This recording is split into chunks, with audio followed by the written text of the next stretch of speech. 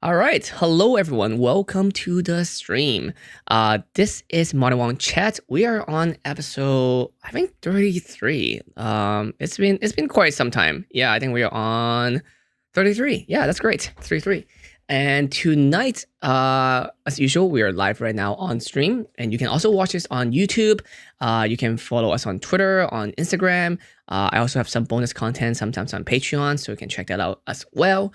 And you can also listen to this on any major podcast platform like Spotify, iTunes, Google. But honestly, who used the Google one? Anyway, tonight we have Ashleeeean on the show. She's a good friend of mine. I know her for 6 years, maybe more or less. I don't know. I'll ask her and I'll let her explain, and maybe she'll know. She does many things. She's a streamer. She's a gamer. Sometimes she cosplay, but most importantly, she also do a lot of stuff with charity. She's worked with Tiltify. What is exactly does she call herself? She says she's a charity success manager. I'm not sure what exactly is a charity success manager. I don't even know what this a success charity even mean. So it might be easier if I have her to explain it to all of you. So hello, Ash. Hi, what's going on? What is a charity success manager? Actually, that's a great question. Yeah, so my main and primary role at Tiltify is I teach charities how to be successful in live streaming spaces. So whether that's consulting or training or utilizing tools like OBS, Streamlabs, literally you name it. I teach them how to do it. I teach them how to be successful. Sometimes I'll consult on programs. And right now, one of our kind of biggest pushes is, especially with COVID-19 that's going on, is we're telling people you can take run walks, you can take all these other galas and all that digital. So we're trying to help that be successful. That's what I do, is I basically teach people how to succeed in charity. So I'm gonna be ashamed of myself on this because I have been to Tiltify party. I have interacted a lot with Tiltify. I still technically don't know exactly what Tiltify is because okay. Hold on. I know they do charity stuff. Look. I know they do charity stuff. That's almost as far extent as it is because I don't know because they don't exactly do. How do I say it? They help people with charity stuff, but they themselves they don't really make. We're not a content. charity. Yeah, so it's kind of like. Correct. So what Tiltify is, it's a fundraising platform. Mm-hmm. So it's a platform that facilitates fundraising. We have a lot of awesome features like rewards, milestones, polls, targets, etc., that are all geared to help those who are fundraising to empower their fundraisers to the absolute max potential. And it's not a broadcasting platform, so it's not like Twitch or YouTube. You can embed your Twitch, YouTube, Facebook Live, whatever, while you stream. But ultimately, it is a fundraising platform. So anytime somebody goes to donate, the donation is going directly into the charity's account. We just facilitate the information as well as the tools to make that fundraiser successful. I remember now. Okay, now I remember. Yes, so people can use that link, so it's easier to like. So it's a good thing that then it's a streamer don't have to deal with like, you pay. They don't feel like, you donate to them. It's like to a different platform. Yes. So it's not like they're gonna like pocket the money or something like that. It doesn't. So, and that's one thing too, is that's one of the reasons why people trust Tiltify so much, is that we have actually, so when people are donating, you'll see in the receipt, your PayPal, Stripe, whatever the payment processor you're using, the accounts that are connected are actually the charity's accounts. So Tiltify does not touch any of the money. There is a processing fee that we have an agreement, but we don't touch any money until the money is fully processed into charity's accounts. And that has always been a huge thing, because anytime, and this is one thing that like really bothered me and has actually really what made me like passionate about this, is I see a lot of people, a lot of content creators out there wanting to do good. So then they say, hey guys, I'm going to be supporting XYZ charity, donate to me and then I'll donate it later. One, that's highly illegal. Oh. It is illegal. Because you are not a registered 501c3 or a registered government entity as a nonprofit, you cannot take money into your own accounts saying you are donating. You're donating, correct. Every single donation that people donate they do not get a taxable receipt. So if somebody came in and donated $2,000 and they took that to their accountant to do their IRS work, they can't count that as a taxable donation. So. Yeah, so then you're looking into tax fraud evasion, everything. As a content, Yeah, Even if they donated themselves, wouldn't that count still? Because they use that money, no? because the money's going into your account. You're not a 501c3. But then in the process, when you do donate it, doesn't that allows you to like For the creator, okay. yes. Yeah, for donator, But yes, of course. but the problem is that creator also too has to claim all the money that was donated to them as income. Yeah, so it's gonna be a loss. Yeah, so it's a long process because now, like, let's say I hosted a fundraiser and all the funds went into my personal account. Let's say it was $10,000, and then I donate those $10,000 to the charity that I wanted to. I still have to claim that $10,000 as income on my 1099. Yeah, Then I have to pay taxes on money that I'm donating anyways. Mm-hmm. So it's just one of those, like, it puts yourself in a really big legal pickle. And this is one thing that I don't think creators Legal even pickle. realize too. I love pickles, so I always use that. I always use that term.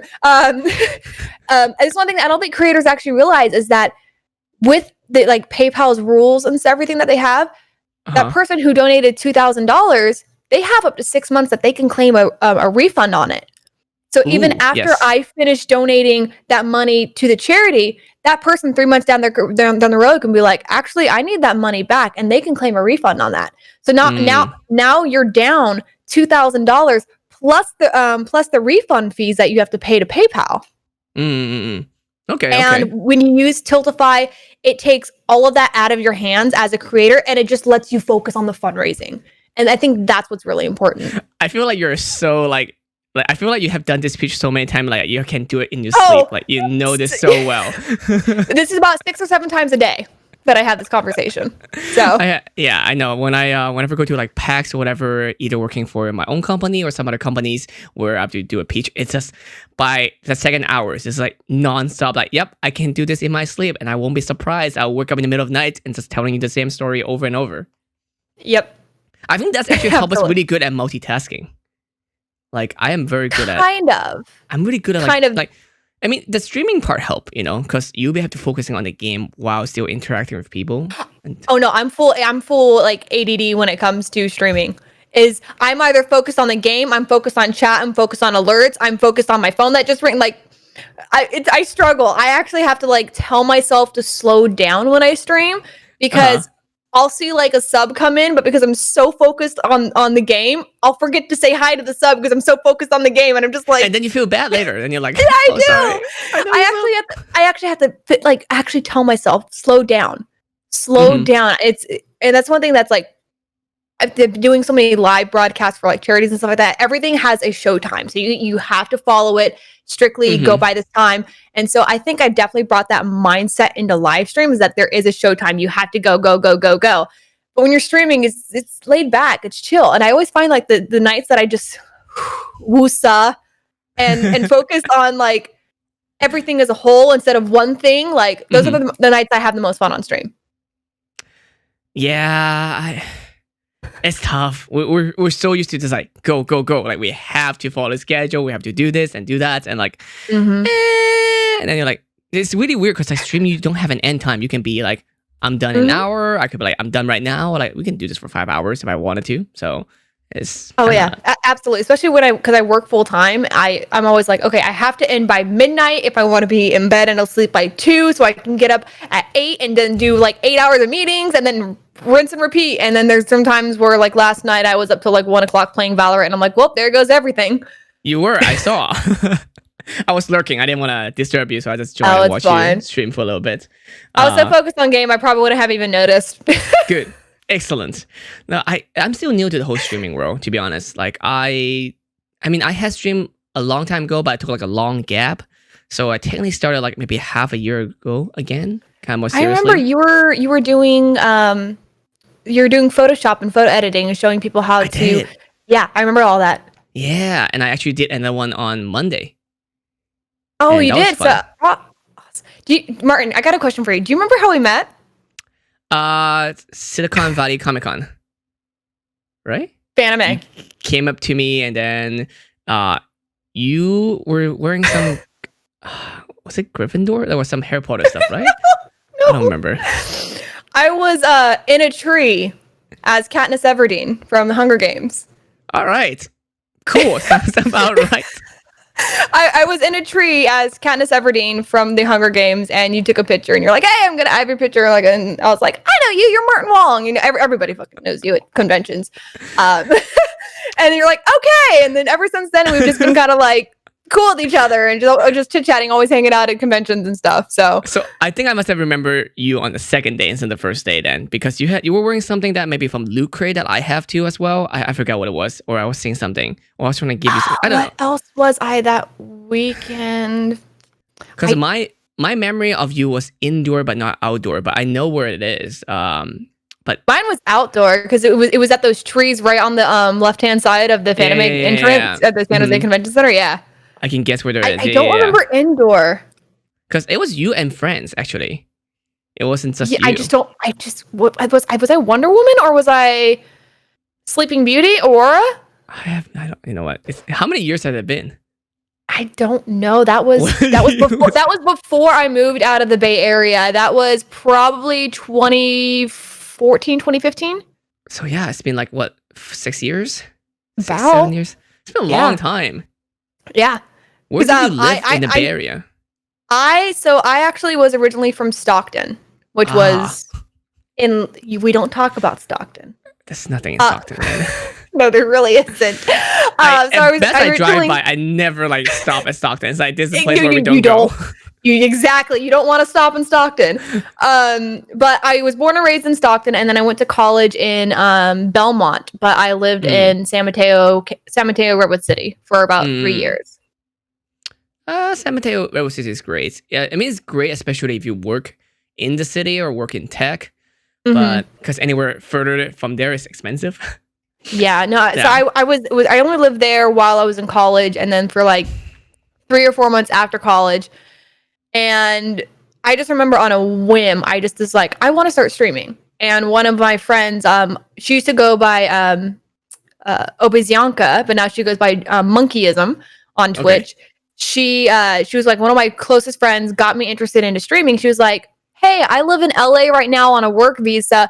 You want to just come live with me? I'll cover rent." And she's like, "I just want to be alone." And I'm like, "What? Okay." That is such a good deal. How do you find friends like that? Like So I was like, okay, so I did. So I packed literally everything into my car that barely made it to LA. We lived literally in Santa Monica, a block and a half from Riot headquarters. So we were able to walk to Riot and walk to the LCS every single weekend. And I moved in, like I didn't even have a mattress. I had an air mattress. And I went to IKEA, got a desk and everything. And then that's how I started streaming. Is I just dove head in. You know, I was like, I have a place to live for a while. I'm going to take advantage of it. I dove straight in, streamed every single day, 12 hours a day. And like within 4 months I got partnered. And yeah, it was so really much easier to get partnered back then. Oh, no, it wasn't. Was it not? No, you had to have like 200 concurrent viewers. Oh, because they dropped it down to 75 now, huh? They dropped it down to 75. You had to have like 200 concurrent viewers. You had to show like a steady increase in follows and a steady increase in like trend and all that. And I started streaming and playing right when like H1Z1 came out. And I was very fortunate enough that I had a lot of friends that were like high up in the category. And so we'd always play together. So I was playing with like Sexy Hexy, who just goes by Hexy, Angry Pug, OPSET, Mr. Grims, like a lot of like main like FPS people now. And Ninja used to host me like old Twitch days. So like long time ago. I had a long time ago. So like in 3 months I had close to 10,000 followers and just I put an application and I got it. Nice. Yeah. Yeah, we don't really talk about how I got mine, but anyway. We ain't gotta talk about that. We're all good. I'm just gonna. But no, yeah, how I moved to LA is also something similar. I'm not sure you know Sam. She used to work for Riot. She used to do all chat. Sam Brown?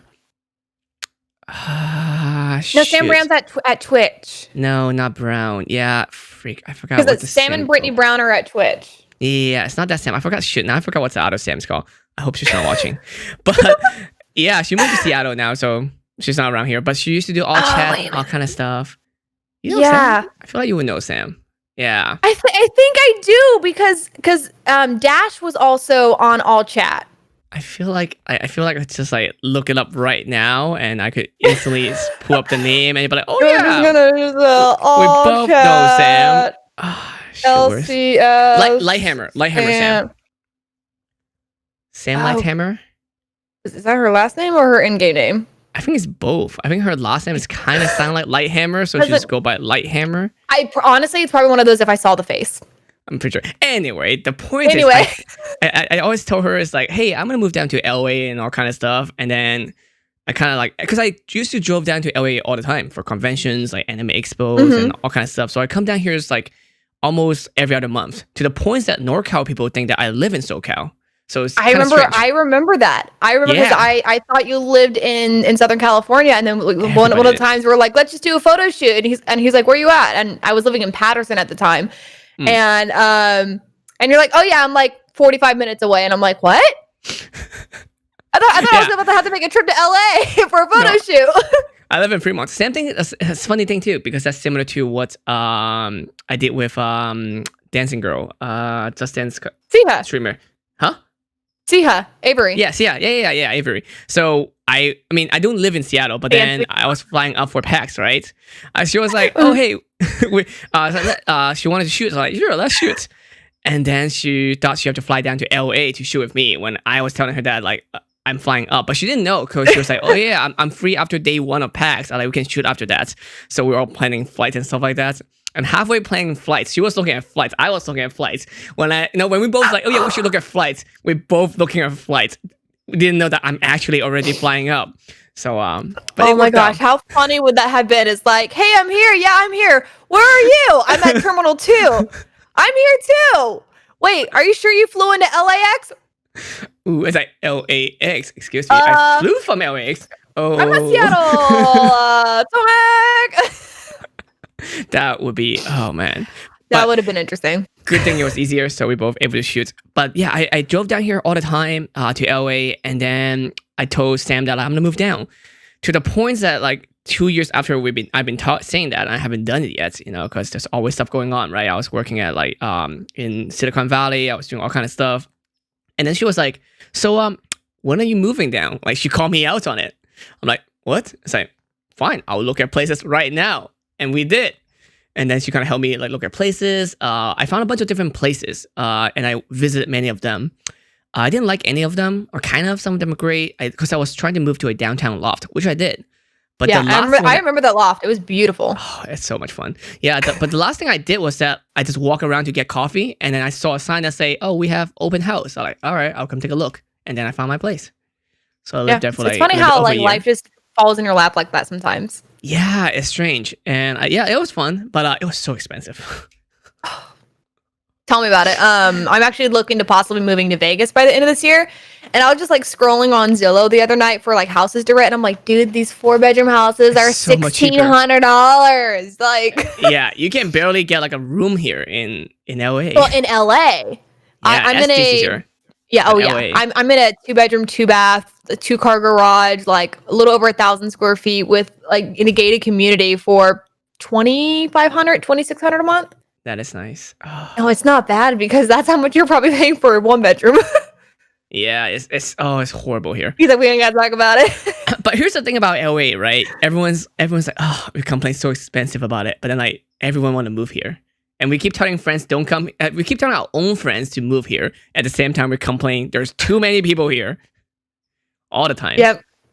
And it's weird, because a lot of us are in the gaming and streaming industry, like me and you. We barely have to go outside, but we're still like, yeah, I need to live in LA.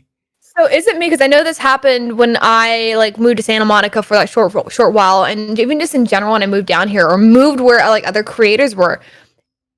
Is it like, as soon as you move there, nobody's like down to hang out? Oh yeah. Come move to LA. Move here. We'll have so much fun. Hey, I moved to LA. Cricket. Yeah, it's a freaking trap.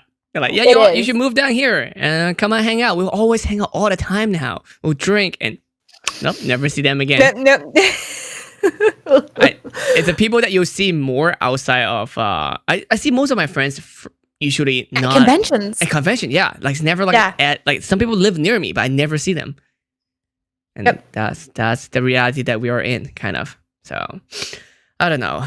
Is it? But however, like I feel like it's a weird thing. A lot of things I do does not require me to be in LA, but I don't get those jobs or gigs unless I am in LA. Like, yeah, it's strange. Like people forget you if you don't live here, but they suddenly remember you because you live Yes. here. Yes. No, I absolutely remember when that happened. So when I lived in Santa Monica, so like I knew like everybody who worked in the LCS. I was like friends with like literally every single LCS player, like you name it. And Hmm. like I was dating Riot Dash for a while. Hmm. Fucking knew everybody. Hmm. And as soon as I moved out of Santa Monica, because some issues happened, my friend, she lost her visa, so she could no longer stay in the United States. I couldn't afford to live in LA by myself, so I was like, guess I'm moving back home. So I had to move back home. I kid you not, they dropped me like a hot cake. Everybody just stopped talking to me, and I don't think I've ever felt so like kind of like taken aback that like I felt like I didn't matter to people because I suddenly wasn't in the vicinity to them. And And it's that weird was just like, because like I'm willing to drive down and do anything too, but it's just yeah, like you do not matter as soon as you don't live in this zip code. Like yeah. why? Well, because also too, like with LCS people, like there was a house party every weekend, Hmm. and it's like Yeah. if you were at those house parties, you didn't matter. Yeah. So Yeah. it was just like, oh gosh, FOMO is such a thing. It's it really is. But is FOMO what social media creates, or is it what we create? I think it's both. Like we create a sense of FOMO for other people to feel like, hey, you're missing out on what I have, therefore I'm cooler, but not Yeah, really. I I guess I think the only time I've actually ever felt like FOMO is I kid you not, every time I miss out on PAX West. Every Mm. other PAX, I don't feel it. PAX West, I feel FOMO. I love PAX West. It's out of the two PAX, that was my first PAX that I went to. Same. 2015 was my first one. Yeah, so I was going there since it was PAX Prime. Uh, oh, Oh, yeah. pinky So, up. so yeah, so it's different. It was a lot of fun, and convention is also very different now too. And I'm not sure how it's going to change after the coronavirus. You know, Yeah, I even thought it's about gonna be doing a interesting. I thought about doing a video on like, oh, describing how convention was like back then. You know, like how much fun it was, how you get to How see packed friends they and run were. to it. Yeah, I and think it's just that's what's so weird to me is like looking at like videos and pictures of just like concerts and mhm, all these things, and it's like, how did we live like that? Like the entire time you're thinking, man, all these people are swapping germs, kissing strangers. Like I think of like raves and like mhm, EDC and all that, where like mhm. the big thing is literally like kissing somebody to transfer Molly into their mouth, and That happens all the time. I'm just like, um. One time hmm. I was still an RA at in my college, right? So I was taking Oh, care of you have. freshmen. I was an RA too. I have stories. Ah, yeah. Oh, yeah. I'm sure you do. Yeah, Ugh. I was at I went to EDC Pop White, whatever it was. It was in the Cow Palace, up in NorCal, and I randomly ran to the photographer that works for them, and then he asked me if I have a charger or something. For some reason, he did not have a charger. We both used Nikon, and I was like, "Oh yeah, I brought one with me." For some reason, I did. It's not a common thing, so I so you can have it. Then he gave me a press badge so I can walk everywhere. So I hung out with like Tiesto, with like Armin and everybody. Mhm. It was fun. But then I was also able to be with teen like the behind the gate. There's a fence usually between the DJs and the Mhm. crowd. So I was Yeah, walking yeah, yeah. around there as well. I've been there And before. yeah, and then I ran into a resident, like one of my residents, and all but just starts rolling, and then she started kissing me. I'm like, okay, all right, you're definitely rolling, and high and drunk or something, or cross, like everything combined. Oh my gosh. So I no, remember one time I got so drunk at like an off-campus like bar, and uh-huh. I actually called one of my residents to come pick me up because I was so drunk. And then word ended up getting back to like the higher ups. Like they brought me in like during like my weekly one-on-one with my Oh boss, no, I hate and one on one. she like looked at me and she was like, "I'm proud of you," and I was like, "What?" And she's like, she goes, "You displayed actually like being smart, not driving home, like, like knowing you have someone to call." And I was like, Uh, "I thought I was fired." Oh man. I'll tell you what, I never Wow. called a resident again. I called my mom. It was too embarrassing to call a resident again. Because then like that resident would go tell their friends, oh yeah, I picked up our RA drunk at the bar the other night. And then everybody's like, oh, she's the drunk RA. And I'm like, Yeah. really? Last time I irresponsibly drink and drive. Please don't do that. But this was very little. Actually, no. I was sober by then. I drank and then I got into my car and I fell asleep for like an hour and a half. So I was actually kind of fine. I didn't drive. I was just in the parking lot. Just, I was like, how did you just fall asleep driving for an hour and a half? not while driving. No. I was just in the parking lot, sleep for like an hour and a half. So I was totally fine by then. Had to be a Tesla. Yeah, maybe. Yeah. Oh, I can't wait when all cars are self-driving. And I'm anyway, terrified when they become self-driving. Yeah, go ahead. I drove home that night. I was in NorCal actually, so I borrowed my parents' car. It was like last year. I got hit by a cop car. So it was the other way around. After drinking and driving, get hit by a cop car. So yeah, so the cop fucked up too. Like he knows because he hit me, and then he said, "Oh shit!" I can hear him saying it out of my window. So was it highway patrol or was it like PD sheriff? I think it's PD sheriff. I think he was actually holding a criminal in his car. What color suit was he wearing? Was it black, blue, or you would khaki? know this. He was blue/black. Blues? Okay, so that's usually sheriff. So that's usually sheriff or county. Okay, because then later, of course, the patrol show up later, and then they were trying to like making sure that I'm not drunk. They keep trying to test me if I'm not drunk. I'm like, I'm not. I'm really sober by that point. Then we do all the ZYXC stuff. That was like totally fine. And then they were making sure that find because my car was not movable, so they have to move it for me. And then they're checking they asked me where's my registration and everything. I say, oh, it's in my glove compartment. And then they were like, oh, can I get it for you? I was like, no, I'm gonna get it for myself, because one of your brother hit me. I don't want to, because he was like, oh, is there something you want to hide? I'm like, no, but in my head, I really want to say, yeah, but I want to keep it that way. I don't want you studying. No, it's just no. I'm not giving you permission to search through my belongings. Yeah, I'm not gonna because that's essentially what it is. At that point, it is giving verbal confirmation that they can search through your properties without a warrant. Yep. Mm-hmm, yep. Hey, you want to know how I knew that? I was in law enforcement before I worked at Tiltify. I remember. Yeah. You're hiding there for a little bit. So I was like, oh, interesting. Because every once in a while I see things like she's doing something, but she's not really loud about it. I know she's doing something. And there's like, every time there's something that's come up, it's like, I know what that is. Especially I'm in NorCal. I was like, that's interesting. But I'm going to let her do her thing before she decides she want to tell anybody or not at all. And, so. It was more for like my own safety of like not disclosing that I was in law enforcement. Because last thing I want is like somebody who lived near me who had just gotten a DUI or whatever to be like, oh, she works in law enforcement. I'm going to go fucking harass her on her stream. And then, go harass her at work. Like, it's the last thing I wanted. Also, too, I didn't want to put any of the officers' lives at risk or separate church and state. Keep them out. Yep.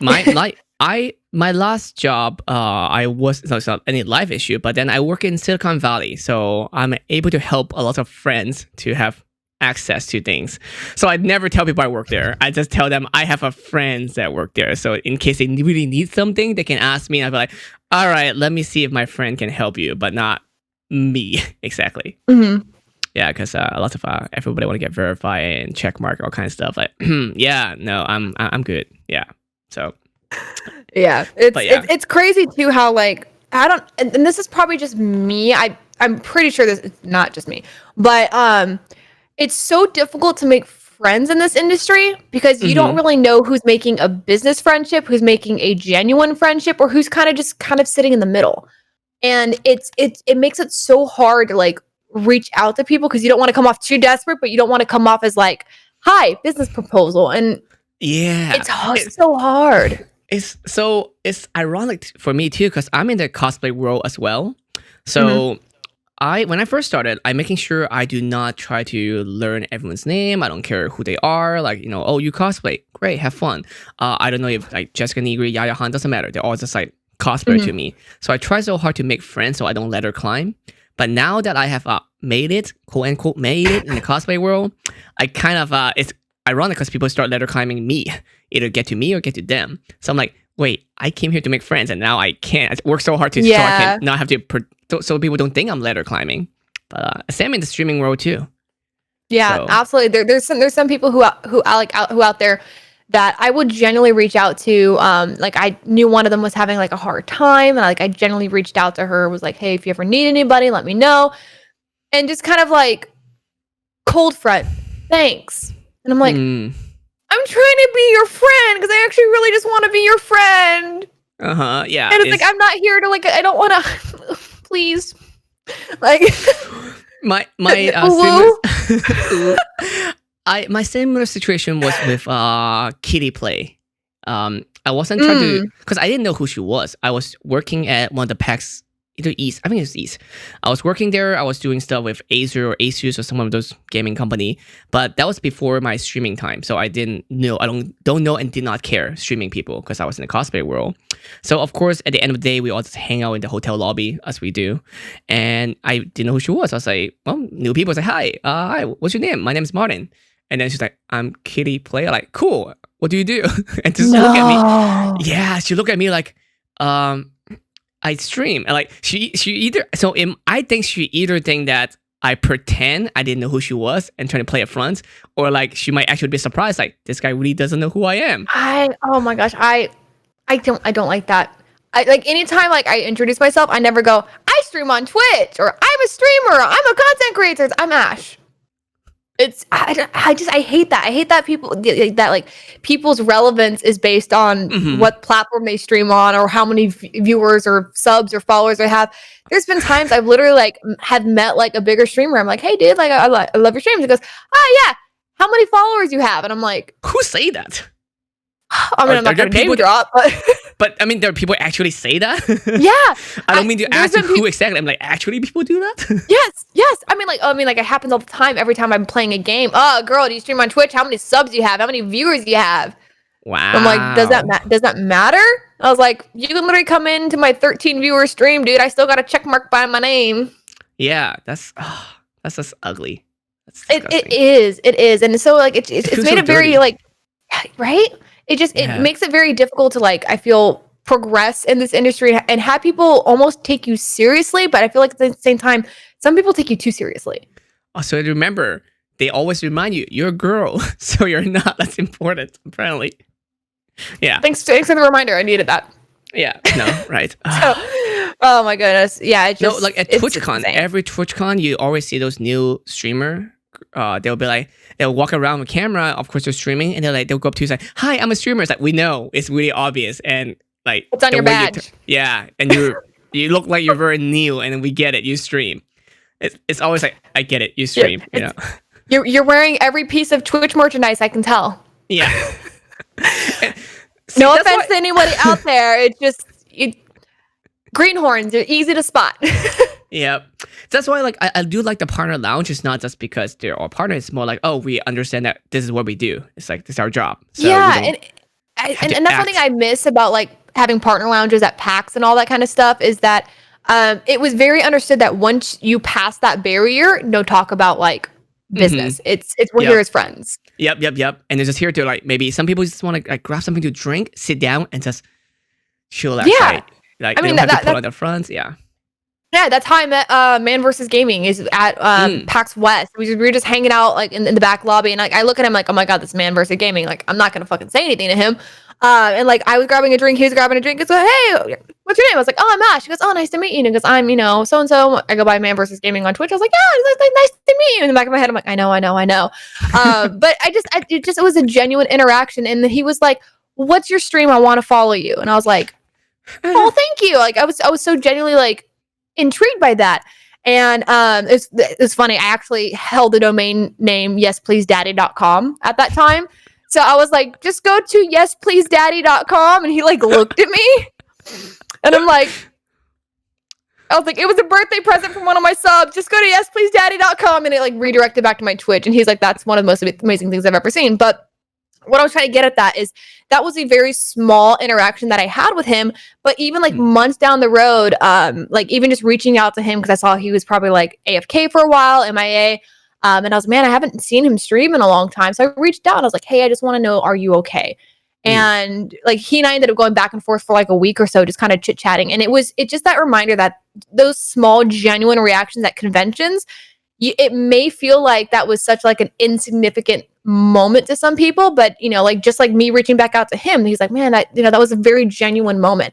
And I think those are the things that I want more out of this industry, are just genuine moments. That usually only works if people meet each other in a non-persona situation, right? Like they're not meeting you while you're on stage. You kind of, again, backstage, hang out, kind of like, dude, man, we're just chilling, and then you can build those relationships. It's really hard when so small parties works too, but when it comes to big parties where everybody's famous and popular, whatever, it's so strange because, like, as we said earlier, like in LA, they have those like LCS party, and you can tell half of them trying to chase after some other people. Yeah, the house parties. So I'm sorry, but those things were gross. Yeah, it's so strange. Like, oh man, especially recently, like, because I go to some of them now since I'm in LA, but I'm not a big streamer by any means. But I'm bigger in outer space, right? I'm more, more big. Not that big anything. You have greater relevancy. Relevancy in the other industry, yeah. But like that some people do care, some people don't. But it's strange because like in the cosplay world, that happens a lot as well. I have to count like when I meet someone new, and I don't know if they're genuine or not. I don't know if they try to like want me for photos or want me to have access to Jessica. Higher connections, yeah, or connection, all kind of stuff. It's just all strange, and sometimes see that baffles me. That baffles me. Like I know, like that was like, I know we've kind of talked about it before. It's like the people would just try to use you to get closer to Jessica, and the same with Ryan. Is people were trying to get closer to her boyfriend to get closer to her, and I'm like, yeah, oh yeah. I was like, Ryan and I are friends because we were shitlords that send memes to each other, and like when my dog's like in this weird pose that she's like looks like she's making something sexy, I'll send it, and it's just fucking good laughs. And it's like, you can't just make genuine connections. Like I can care less that I always separate people's by like I always separate like the boyfriend girlfriends. Like when I'm talking to them, I'm talking to them. I don't assume them as always a thing together, even though they are. But like if I want to talk to the other person, I'll talk to the other person. So I don't do the assumption to make them feel like I care you as a human as well. You're not just a plus one, unless you are just a plus one that I do not know about. Then yes, So what's your opinion on significant others that take on like their boyfriend or girlfriend's like gamer name? So as an example, like well, first only one I can think of is Mr. Grimm's. His girlfriend goes by Miss Grimm's or Mrs. Grimm's or Miss Bunny, Miss Grimm's, stuff like that. How do you consider that? Because that's somebody who's obviously taken on a us name than it is like a my name. Like, of course, Ryan has really established his brand as Fake Nerd, and then you have Jessica. So it's like they are their own separate business entities that just work together, and they, oh my god, they're fucking hilarious. I used to watch their mail videos. Mail Monday, Mail Mondays, and I would just die laughing. Yeah, she gets sent a lot of really strange stuff. Sometimes she show me them as yeah. I just remember one of like Ryan just like eating like the gummy bag of dicks, and Jessica just mentioning so many dicks. Jessica just mentioning, be like, oh, you look like Sasha Grey, and he just choked on the gummy dicks, and oh my god. And that's like a side of that's like great about content creation for people like cosplayers, who usually you only see them as like a crafter, as somebody who's like pretty, but that's personality, and that's like just somebody who just doesn't give a shit what anybody else thinks, and they're just literally like, I'm me, you either accept it or you don't. And Jessica has the right amount of weirdness that people love, so it's perfect for her. Like, seriously. Absolutely. I tell people this all the time too. They're like, "Oh my god, it's just like, it's Jessica how she really is." Like, yeah, that's really her. Like that. The only difference that is she normally at home would be like at 8, at a convention she's at 12. Like just much more crazy. But that is really her. And yeah, they just. I don't know. I mean, I've been to her house before where she have her Mail Monday stuff. There's so many dicks in all shape or forms. It's freaking ridiculous. And she keeps trying to pass some to me. Like, I don't need another dildo. Like, I don't need any dildo at all, actually. Wait. You said you don't need another dildo? I don't have any, but I wouldn't mind. But like, you said another. You said another. Because she keeps shoving it to me. But so Jessica keeps shoving you her dicks. Always. Yeah. Got it. But have you seen like Bad Dragon? Those episodes are amazing. I was just talking to friends about it yesterday. Which one? Bad Dragons? You do not know about Bad Dragons? Oh no, I know about Bad Dragons. So Pornhub. first of all, they have lore. I think they took it out. They updated the website. They have lore on them? Some of them have lore and fan arts. Like they show the whole dragon. And yesterday I saw one. There was a dildo. It's a dick of a dragon, but it looks like a dragon. So imagine like a guy with their dick with their face on it. Because the head of the dildo is the dragon head. So it's like, what? No. Yeah, it's so confusing. So like, imagine if you ever have sex with a guy and the guy's like, hello, and just his other face is on his dick. Yeah, and just like smiling. Hi. So yeah, but they made a short yesterday too. They updated the website, so they took out all the lore, but they have like 3D animation. That's one. I want to like, Google this, but I don't want it to be in my history. That's why incognito it. I'll link it to that's you why later. you also have you do your phone. It's amazing. Oh man, like you don't even know too, because their logo is so cute. I want to start wearing. I might even buy some merch from them, because like when you walk outside, you see people smile at you. If you know, that kind of thing. Yeah. Mm-hmm. So that I think that's one of my favorite things, and I talk about this all the time too, like on stream. Like I like subtle geeky shit. Like you won't know this person is fucking part of it unless you've like watched it or something, you know? Like like for example, like My Hero Academia, their outfits, the UA. Like if you had that as a hoodie, nobody really knows that unless you're actually you watch My Hero Academia. I have like a really pretty gold medallion that is actually the Empire symbol from Star Wars, and you won't know that unless you like look at it. And I love subtly freaking nerdy shit like that. There's a brand called not Valorant. Actually, do they spell the same as a game? Valorant, but they make all this great jacket that's like subtle logo and design or color scheme on it. Oh, yeah, it's amazing. And like some of the things like even if you don't know it, it's amazing design. But if you know, then it's even cooler. You know. Yeah, it's like Disney Bound. So if anybody doesn't know what Disney Bound is, so going to Disneyland, if you're above the age of 13, you cannot dress as a character. But there is a way around it called Disney Bounding, where you wear normal clothing that is similar to a character's.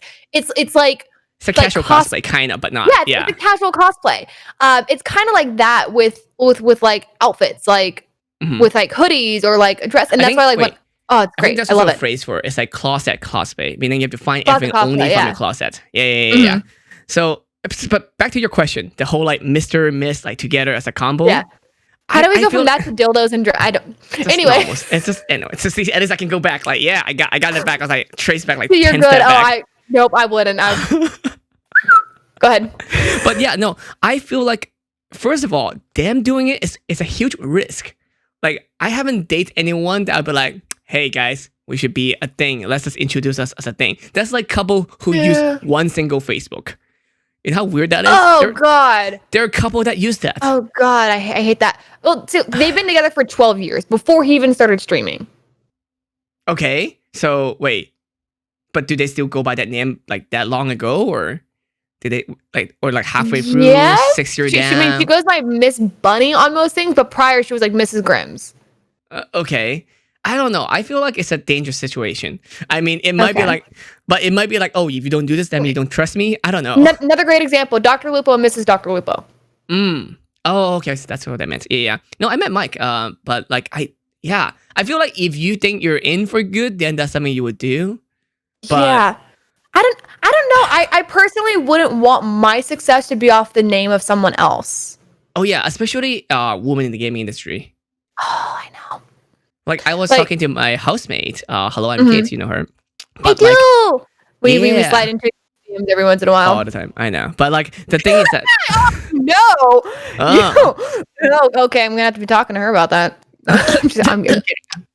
No, but like here's the thing. Like I was thinking about it too. If I get my success, so if I was a woman, I'm not. But if I was, I will always have that debate in my head. Like, yes, I could date someone very famous and then go off their fame and everything. But would I able to live with that? Like, is that like like I have nothing against people who do that. But at the same time, like it's not me. It's just not me. Same for like booby streamer. Like again, you do you, girl, you hustle.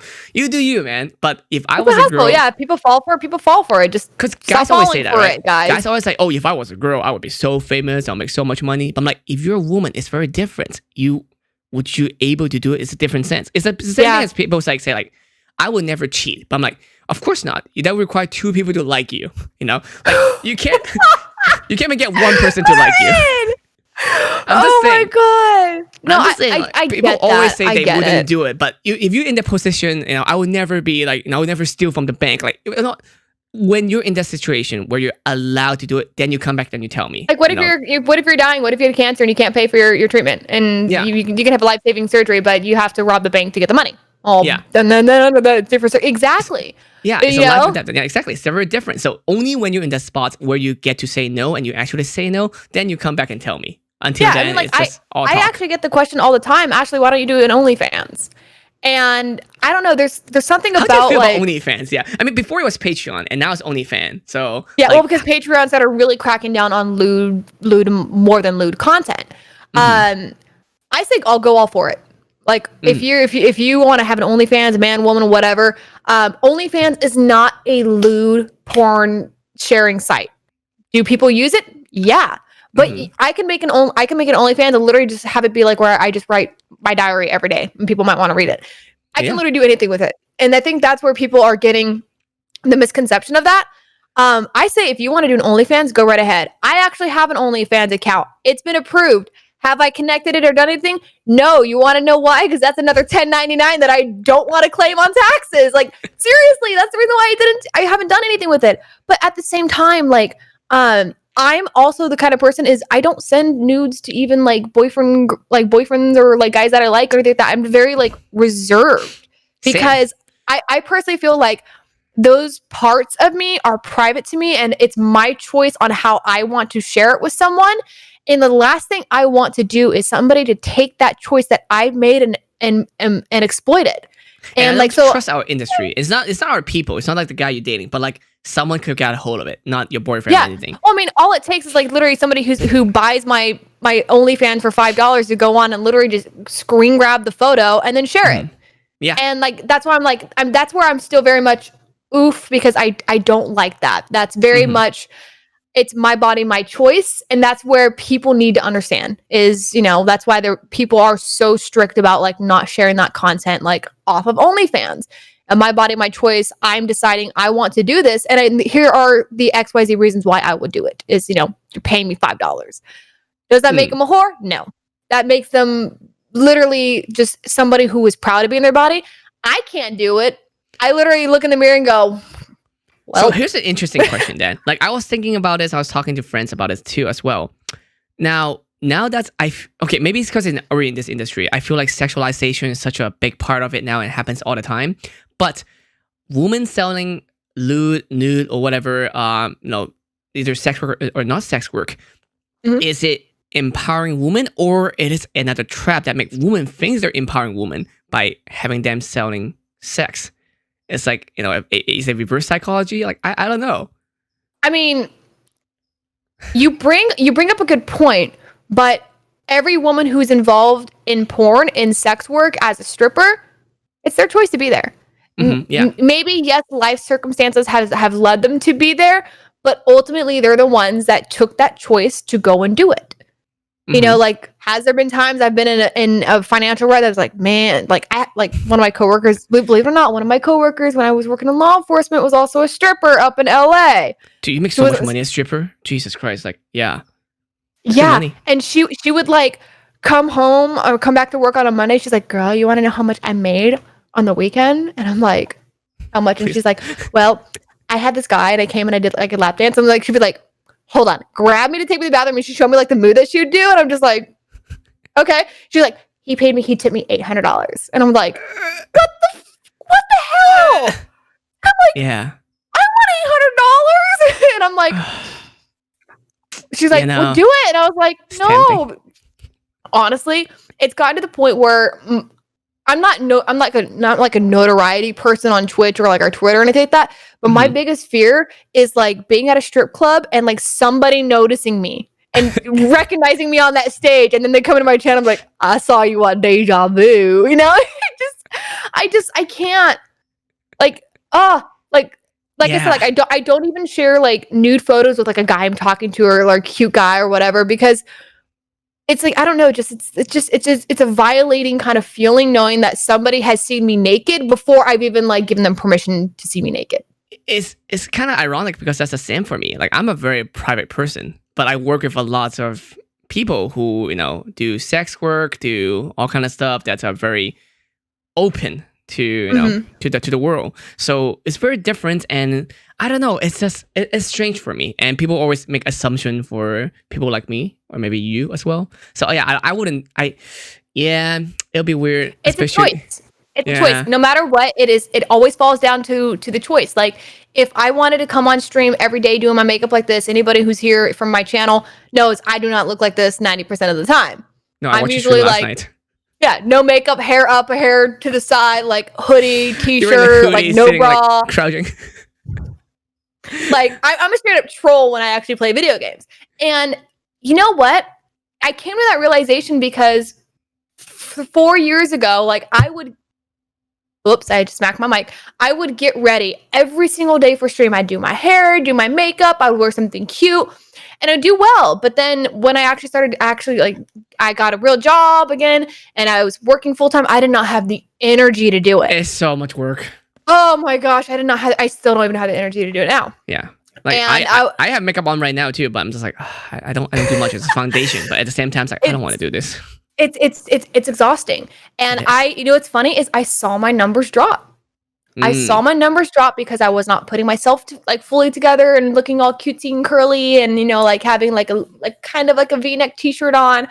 And even now on nights that I like do my makeup and I like post a cute selfie on like social media, instant numbers, and I'm like, what? God dang it. Yeah. But you know what's funny is I know that, and that's my choice. Is I choose. I want to get on stream and do makeup. I want to look cute. I want to look fierce tonight.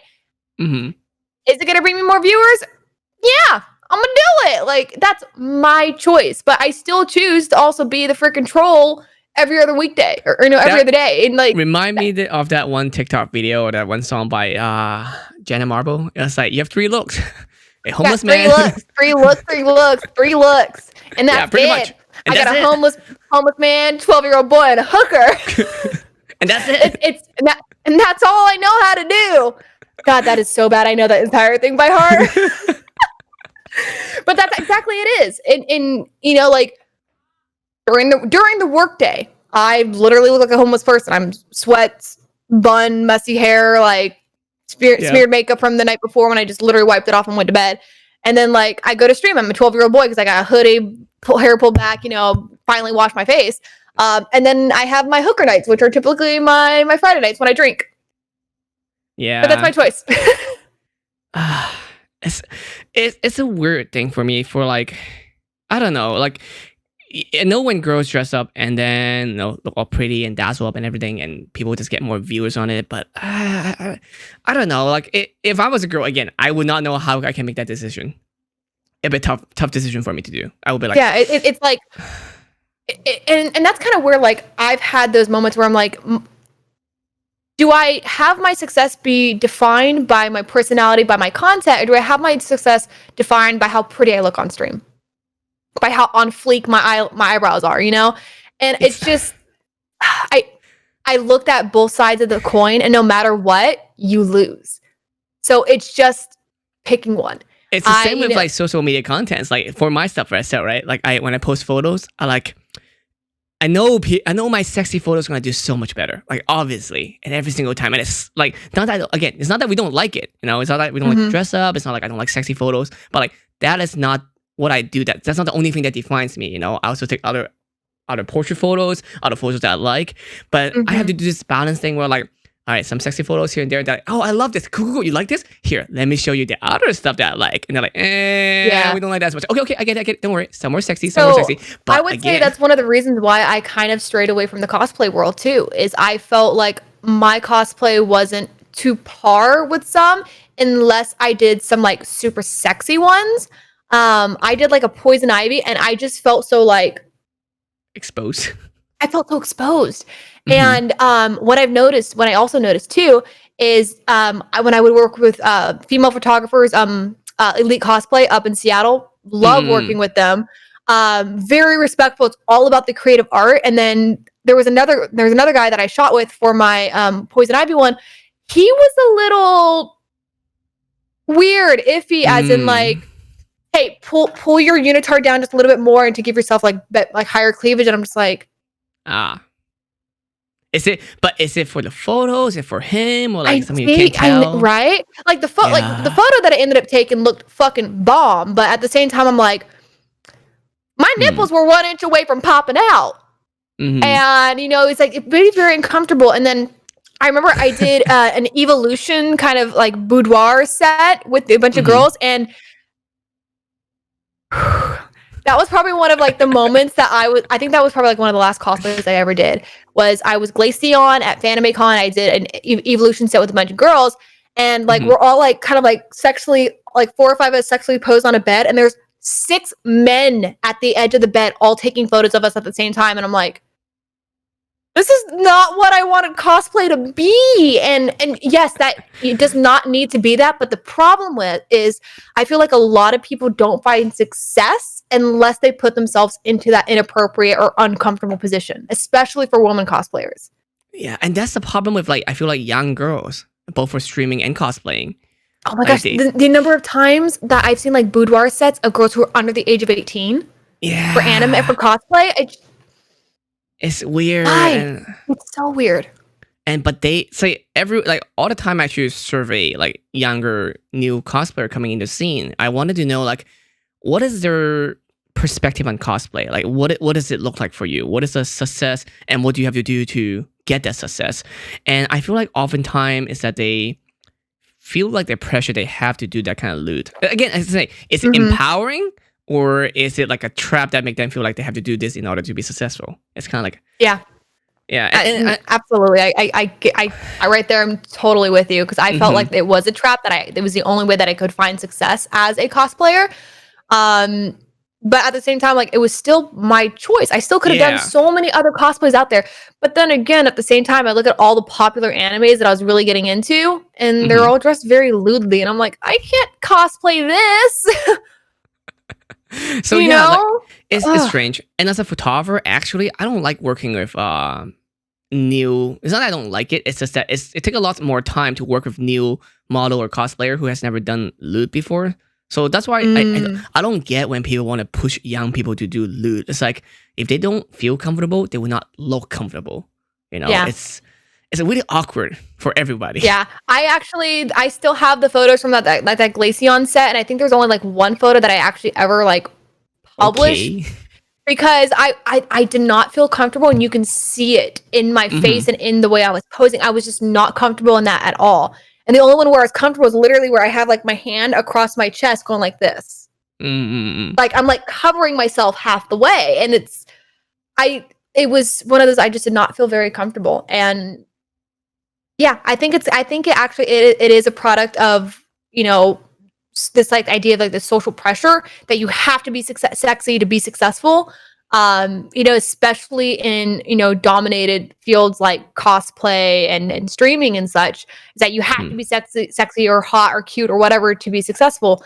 We fall into it. You feed into it, like guy will come on stream. Oh, you look really cute today. Oh, thank you. I might kind of like look over in a stream and be like, fix the hair. You feed into it. You may not notice it, but you do. Someone the other day said that like, oh, he's got nice hair. And he's like, oh, hello, hi. You were saying. So I know. So we like compliments. That's kind of trap that we kind of fall into. This industry feeds off of it. The industry feeds off of compliments. And we keep seeing it too. Like we keep seeing our friends who friends or people we don't know, like getting into streaming, and then they start doing loot as well.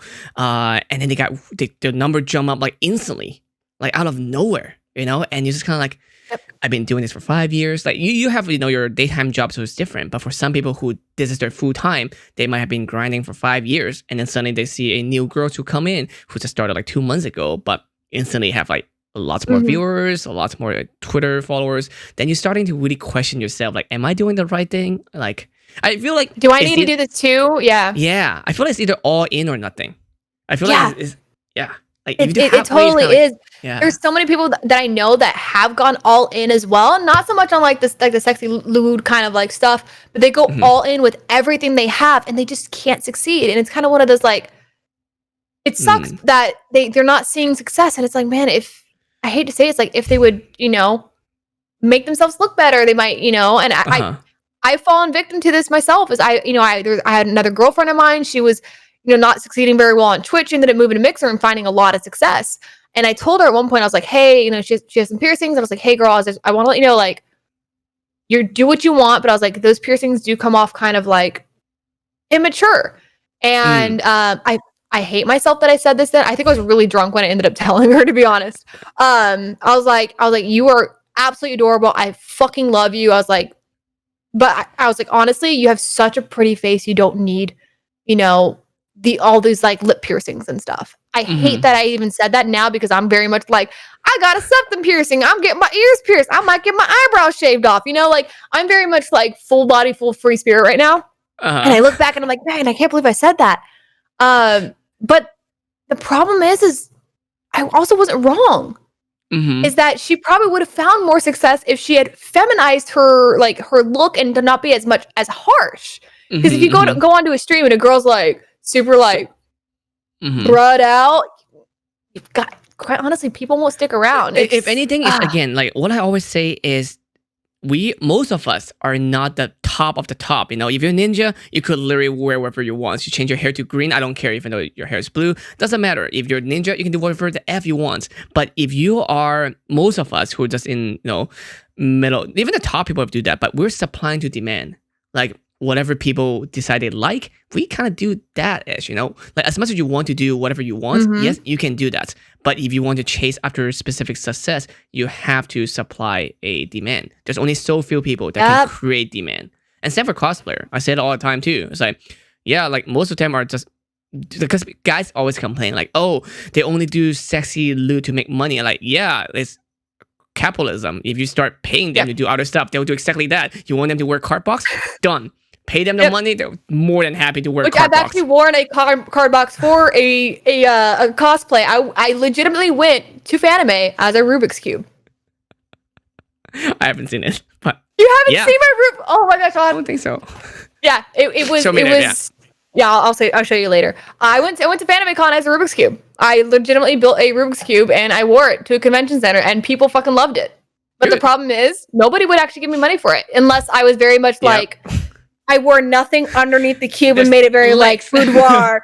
just like legs, stocking, and lace. Then people might have bought it. But like it's like Have you seen it's really the no face cosplay? It's a very popular photo. Is it no face? The thing from Spirit Away, the one that like give money. yeah. But there's a picture of it. It's just like one legs very sticking sexy out. leg. Yeah. It's very popular also too with like Ghostface from Scream, like having his like little sexy legs and yeah. So exactly, like people are just doing what you pay for. So we're and here's the thing too. Like as you were saying earlier, I do the same thing. I am much nicer, and I said this before, and people like were so confused. But I said on my own Facebook, so personal Facebook, is that I'm so much nicer to people I don't care for. Like people that I don't know. I mean people that I do know, like and I care genuinely. I'll tell them like, hey, I don't think this will make sense. It's not gonna work for your brand, or like, oh, you should do this instead because it's gonna help you. Or like, and if they have any question, like I give them really genuine feedback. And having an Asian background, we're very direct. Like we don't hold back. Yeah, I mean, it's very much like the term that they always say in Australia. You call your best friends cunts, and you call the cunts mates. Yeah, pretty much. It's exactly that, and so and and I think that's something that it comes from a genuine like heartfelt place when it's a friend's like telling you, "Bitch, that hair looks terrible." Because then that's them. It feels like that's them looking out for you. It's not somebody judging you because that's their very first like impact of you. It's somebody saying like, "Girl, your hair looks damn messed up. Let me get you the number of my stylist." It comes from a genuine heartfelt place that like I want you to succeed and I want you to do better, and because I know you can be better.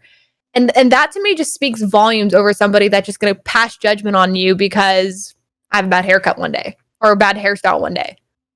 But you see this at conventions and in those LA parties all the time. It's like, oh my God, you look amazing. And I'm like, No, she doesn't. But I can't say that. Yep. Oh my gosh. Yep. And I we just see say, that hi, at how are con a ya? lot. Yeah. Yeah, I've noticed that too. There's been times I will actually openly say this. There was a streamer that she and I did not get along for years, and I literally mean years, because we dated the same guy, but we never Ah, spoken to each other. It was just one of those like, I is it think she hates weird me. I think she dating the hates same me, so I'm guy? gonna hate her. And we both Mm. had that same kind of like feeling where we just never talk, but in person, hi, how are you? We turn around. Like it's exactly that. And then at one point we were at like this barbecue together, like at a friend's place, and I was like, oh my god, she's gonna be here. Oh, like just I was like so upset. And then we went for a walk, and like we had such a heartfelt conversation that had nothing to do with Twitch, nothing to do with streaming, or nothing to do with like that person that was ever involved. And I was like, holy crap, I passed judgment on her so freaking fast. And like her and I became friends. And I went through a really, really shitty thing like a year and a half ago. She Mhm. was the only person to reach out to me and ask me if I was okay, and saying, hey, like I know you're going through a hard time.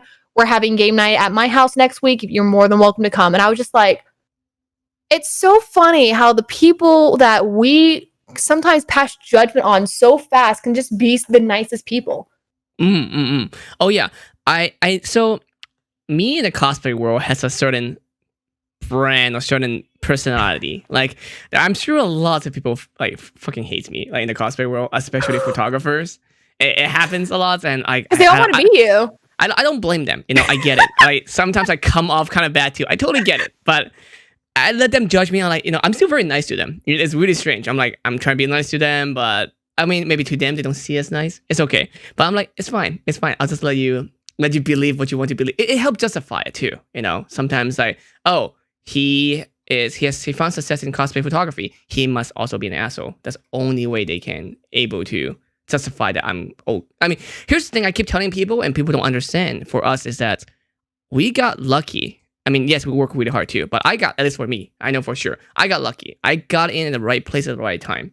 I know if I start a cosplay right now, photography, doesn't matter how good my photos are or how whatever, I will not able to get to where I am right now. Like, not even close. Same with a lot of like the original cosplayers, like Yaya Han. She doesn't do as much cosplay now, but she's turned it into her own brand where she has her own cosplay products and cosplay like line for actual cosplayers now.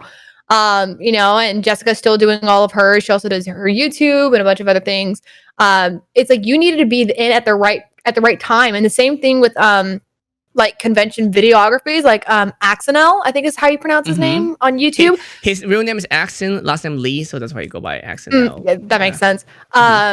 He made one video, blew up from that video, and now like I remember like when I first started cosplaying, like that was like my dream to be like in one of his videos. There was many people, yeah. So it's pretty funny. Many people's dreams. Yeah, and it was like he was the one that kind of like started that kind of he started trend. videography. Yeah. Cosplay videography is all him. He started it. He's the OG. Yep. It's funny because like when he got a girlfriend, he took everything down. Like that's how I know when he's dating or not. When really? he has a girlfriend. Yeah. Every time I see him at a con, I'm like, oh, it's nice to be single again, aren't you? Yeah. Because whenever he's dating someone, I don't see him at all. But whenever he's not dating anyone, it's like, oh, he's back in the scene. So he's back now a bit.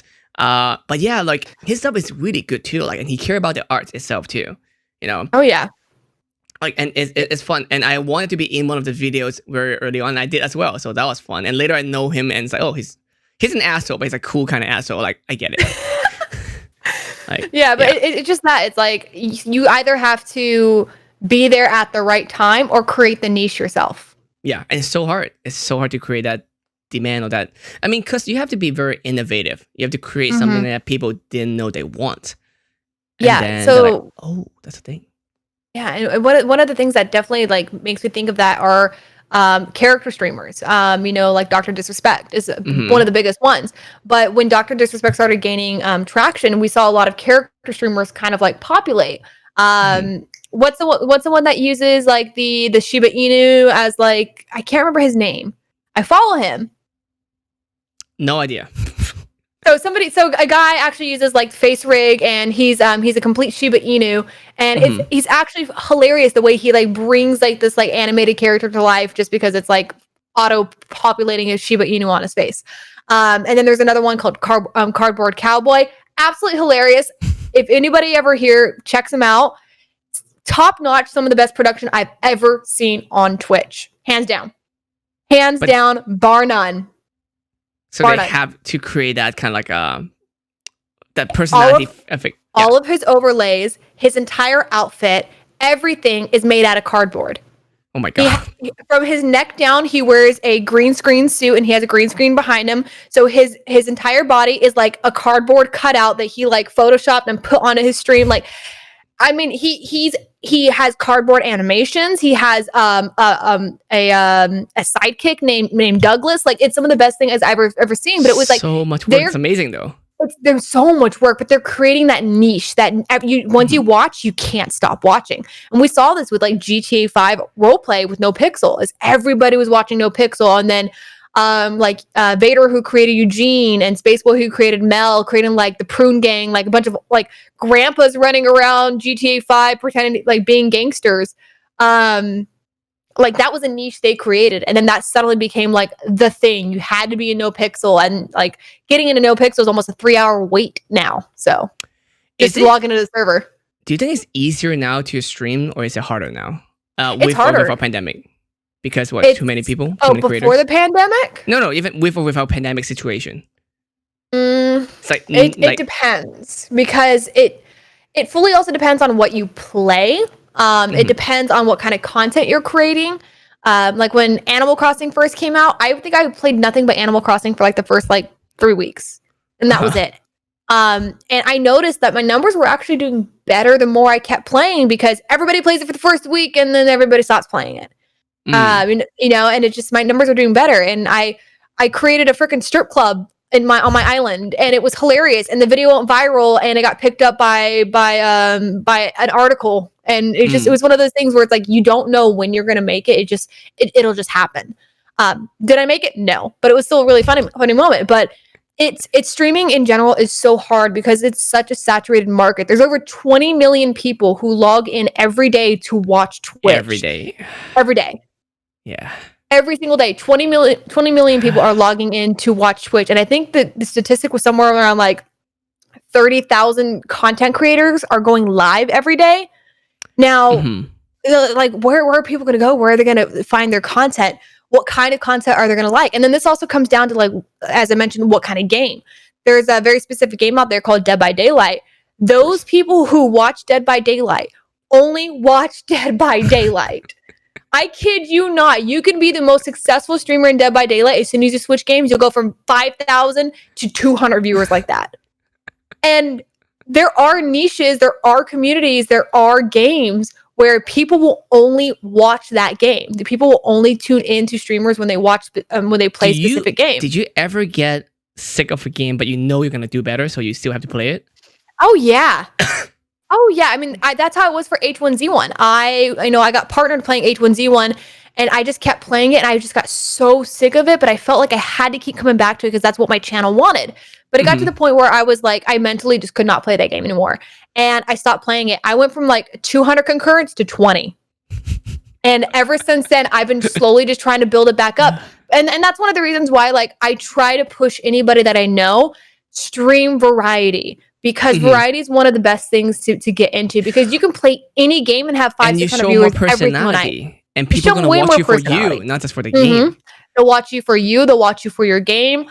Not for your game. And it's and that's where I say, like, anybody who's looking to get into variety, start off your broadcast with what you normally play. Play it for 4 hours, and then tell everybody we're going to end the last 2 hours of the stream with a different game. Oh, well, why do that? Well, you usually hit peak viewership about 4 hours into a broadcast.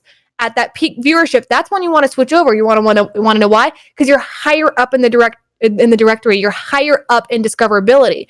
So if it's the first time you're ever playing like the Hunt Showdown, as an example, you'll be like one of the top 10 people that'll populate.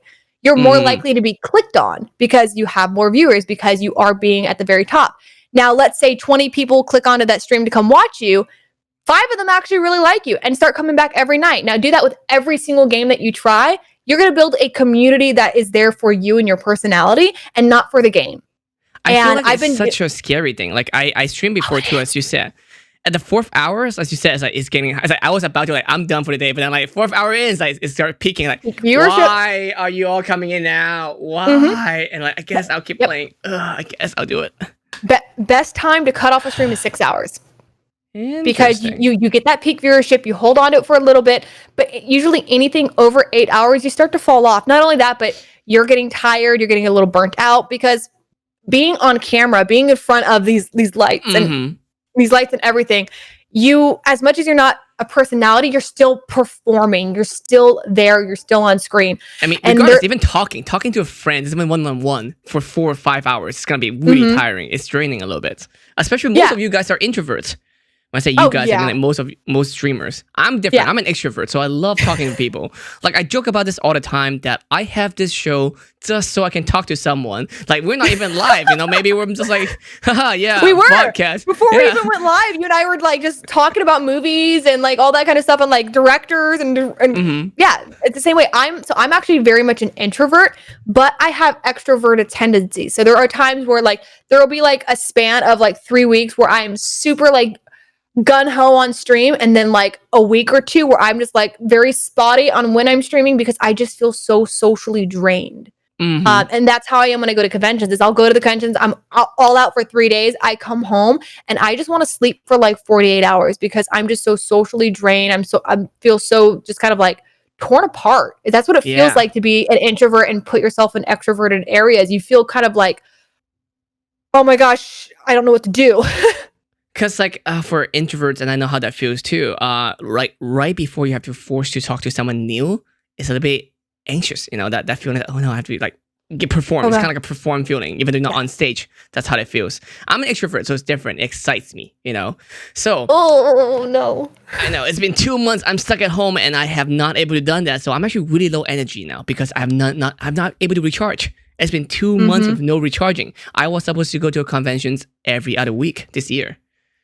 But here I am stuck. No, I'm there with you. Is that going to those social things? It recharges you. For me, it like recharges me, and then I'm like, okay, I'm good for a while. Nobody talked to me, and then like a month later, I'll crawl out of my home and be like, okay, come hug me. That's why for introverts going to cons, like, yep, I did my stuff of the month for the 2 months. Yep, I got my thing. I like no. It's like for me, it's like please, I need this every other week. Yeah, and it gets to a point where like being an introvert is you really enjoy your alone time the more you get alone time. Because especially being in like convention but then you get space, used to it, but you should not be.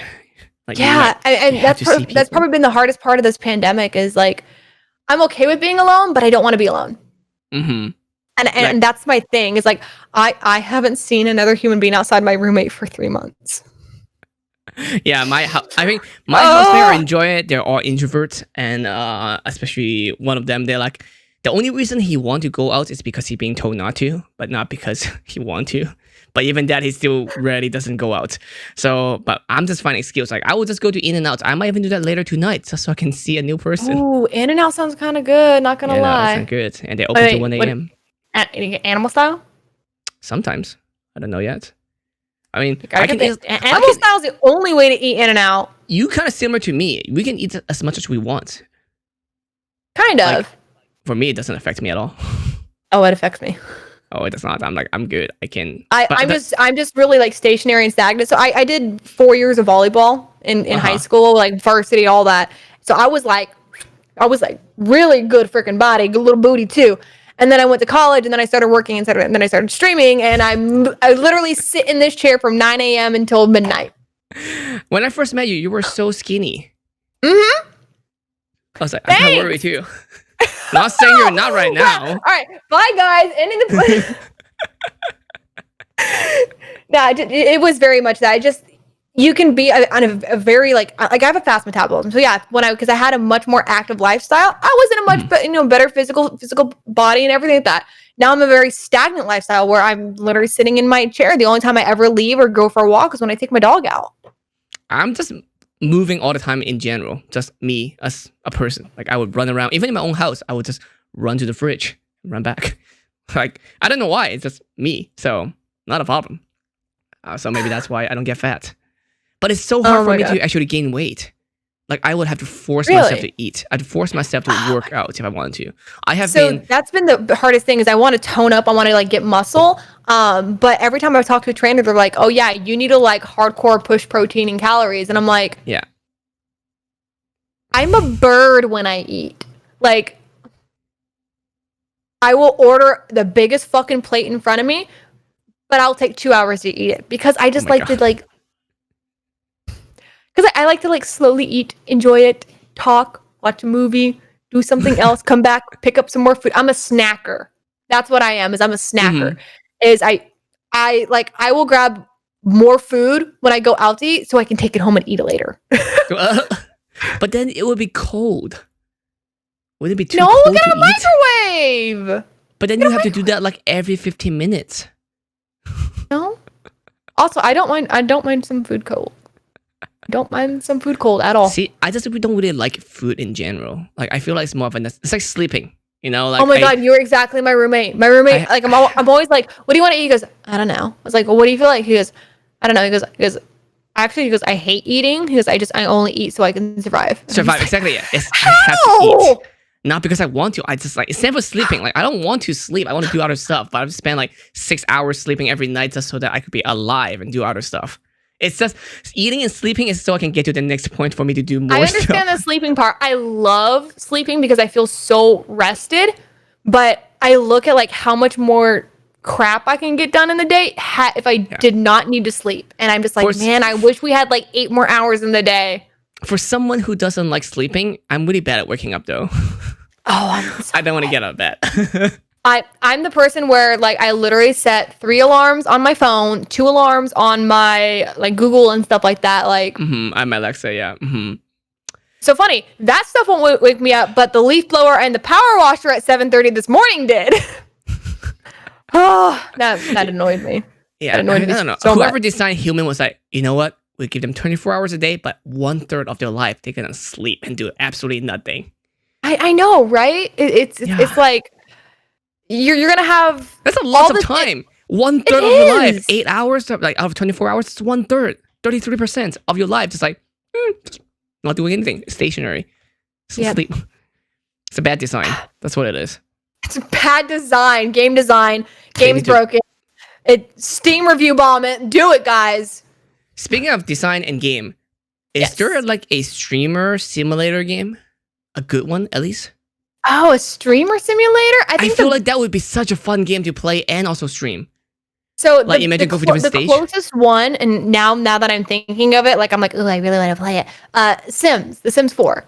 So Sims 4 in recent updates actually had it where you can actually live stream on the computer, and as they're like gaming and playing, you see like $1 pop up above their heads, $2 pop up above their heads. They can be influencers, so they can have like a Simstagram, and the more Simstagram followers they get, they can literally like you can literally have an Instagram or a Simstagram for your pet in the game. And you can actually make money off of it. Being an influencer, you can vlog. You literally have to get your sim angry and then have them go film an angry vlog. What? And then they're like, "Oh, I'm so happy I got that done." And then you have them edit it.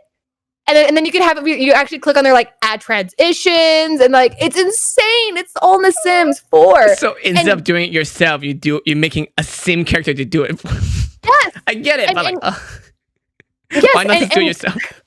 Well, I mean, like you can literally stream yourself, streaming your sim being a streamer. Pretty meta.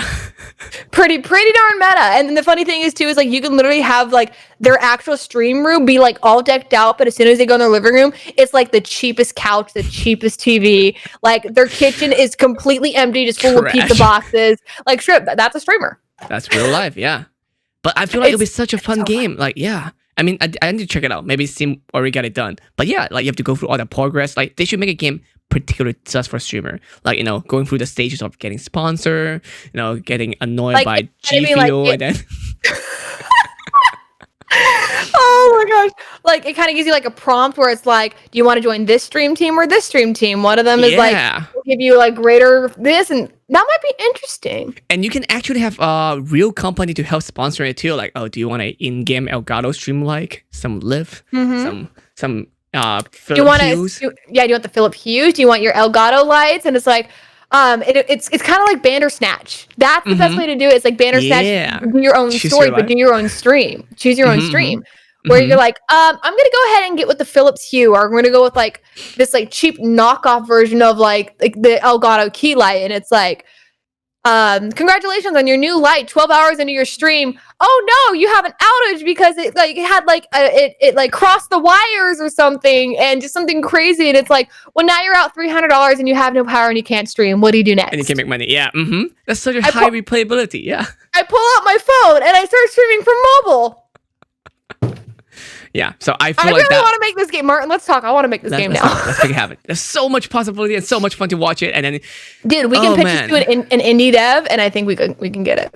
we can definitely do it. But yeah, so If they have the dating simulator games, Daddy there's Dater, so Daddy, ma- Daddy. no, Oh, Dream God. Daddy. It's Dream such a Daddy, weird thing. yeah. Dream Daddy, because like I'm not sure to explain it to people who have no idea about it, because Super you're a bunch of- Seduction. That's the game I'm thinking about.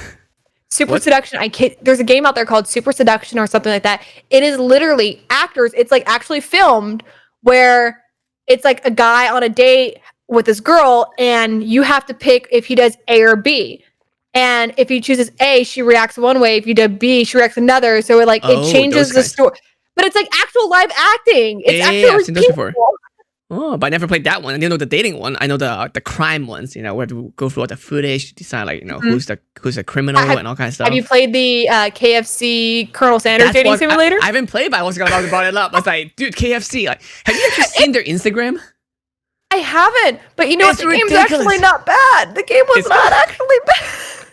KFC did such an amazing job on this. Like right after Wendy's. Wendy's is more like Twitter good at it. But oh my god, KFC Instagram, for the longest time, I'm not sure they took it down. They have a virtual influencer, and he like always like shirtless all the time. It's like, it's ridiculous.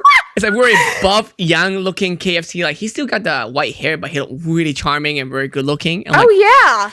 No, ooh, it's absolutely. I remember I was hanging out with a friend, and we just joked. We're like, let's play the KFC dating simulator. And when we did, like right before we like jumped hardcore in, we straight up Uber Eats KFC. We So ordered like, they got you. oh yeah. I mean, first of all, they have some of the best chicken pot pies. You guys can't argue that.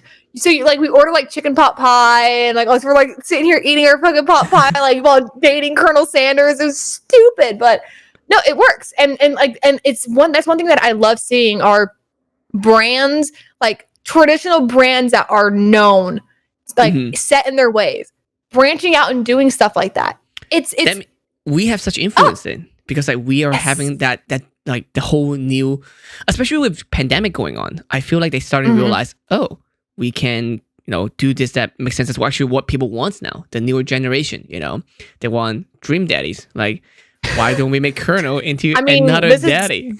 Yeah, this has been actually huge in the streaming side as well, is because some of these major organizations whose like run walks, because you got to think about it, there's so many different like organizations that host like their marathons or their walkathons all across the country. Like you'll hear it like multiple times, like for example, like Relay for Life, St. Jude, Make-A-Wish. They always are hosting run walks everywhere, and those things would bring in tens of millions, if not hundreds of millions of dollars, are now canceled. Oh yeah. So now they're all looking to, well, we have to do this digitally. We have to go virtual somehow. And when you type in digital fundraising, who's the number one platform that comes up? Tiltify. Twitch. So and Tiltify, yeah. I mean, hey, I'm talking about the streaming platform. Okay, and then which I'm platform talking about the fundraising platform. Okay, the fundraising part. There you go. Tiltify. Yeah, I feel like this is just a really long ad that we've been doing this whole time. No, but it's just one of those ones where it's like, that's just an example of so many companies, organizations are seeing that there is power in the digital space. There's so much power in the digital space. In fact, the streaming world have raised so much money in the last few years, like for charity stuff. It's ridiculous. Like, I don't think they realize it's insane. Yeah, and It's even actually insane to see how much like money and power is behind streamers. Like, they don't even understand. There's still so many people do not understand there are people who stream for a living, and there's some people making really good money streaming. Millions of dollars a month. Yeah. Like, yeah. And that's one thing that you got to understand is I'm not saying all, but Of course not. There are some high tier streamers with a lot of viewers and a lot of subs It's well known that partners get a 50-50 cut. Mhm. Certain streamers have a 70-30 cut, meaning that they're making 70% of each sub. So they're making a higher cut, which means, okay, so like that person who has 5,000 subs, they're making probably close to $15,000 plus each month. Yep. That's Yep. not And on including top of bits. that, That's not brand including deals, Mhm. all kind of And then they're stuff. getting sponsorship deals. It's insane to kind of think about the kind of money that is actually behind some of the top streamers that And some of them there are so are. young. So young. They're like under 25. And I'm like, you're a millionaire every year. I'm like, I don't remember the last time I was or will ever be a millionaire. Start like crying. No, I look at my paycheck and I'm like, yay, I got $200 more this paycheck. Like I get excited, Yeah. And I can buy more food. But one thing Well, you're that like, scares me more than anything is, yes, streaming is becoming more and more popular at an exponential rate. People are so willing to sign contracts without reading them. oh yeah. And we're seeing this more and more and more. And exclusivity clauses, likeness clauses. Read your contracts, guys. I'm telling you, they're so important. You need to understand what you're signing away, because you could literally be signing away your entire content. You can be signing away 50% of everything you ever They make for can the rest of own your your life. content. Oh yeah, there's this one company who gave me some of the light, like actual light, like physical light, photo shoot, photography light. And the person who's doing it is new, so he definitely did not know how influencer marketing work. I read the contract. I told him I'm not gonna sign it because you telling me any content I created using those lights belong to you. It's like, no, that's all my content. That doesn't make sense. I have no problem doing maybe a shout out or whatsoever, but you cannot own the content that I created. That made me do not want to use any of your stuff because then you own the right to it. So hopefully they're not watching. They had the verbiage. They have the right to use it for promotional purposes. That's fine. different. But you always want to make sure too that your likeness clause or whatever that is ends when the contract is terminated, because you don't want them to keep using your content and make profit off of you when you're no longer a part of that contract. So and if that's anything, set a time. Yeah, and that's what scares me so much by seeing so many young people coming into this industry is they're so willing to join top orgs like 100 Thieves and all that they're willing to sign contracts and not know what they're doing and or sign away some so much brands deal that's like, yeah, let's put this drink logo. There was a last year actually, there's apparently small time indie movie maker was trying to make a horror movie around streaming and was reaching out to a bunch of streamers. And I was like, oh yeah, this sounds like really interesting. And they're like, send me some more information. So they sent me some more information. They're like, well, if you're interested, here's a contract. And they sent me it. And I read through it, and it simply said like, we have the right to use like your name, your image, your content, your voice, likeness of your voice. So literally they could have in the movie like somebody watching the stream, it cuts away from the stream, and then somebody who's able to impersonate my voice can say racist things or whatever, and that's on as me. Yeah. And they had full control on how I would be presented in the movie. And I was like, I don't like that. So I told them no, thank you. And that's why it's so important to read things and understand what you're reading, and understand that not every company that is offering you a contract is out for your best interest, because ultimately what's their best interest? That's their pocket. Most of the time it's not. Yeah, it's more like for them to making sure you deliver what they wanted so they can profit from what it is. And in return, they give you some money for it. Like, it makes sense. Yep. So and that's why you're seeing a lot more like affiliation and partnerships and not sponsorships. Is there's not many content creators that they see out there that they can get a turn on dollar by actually handing somebody money to promote their company. That's why I kind of hate the whole those like a link. I don't take them anymore. Because I'm working for them. I have like one right now, but I'm even looking to terminating that one. I just don't use their product anymore. I like lump sum better, meaning like, hey, you give me $5,000, and then like I'll do whatever with it, and then like I'll promote this product. We do like 5 posts, whatever. We're done. That's it. Yeah. Instead of like continuous things, and because like I don't want to be like always. I feel like I'm working for a company at that point.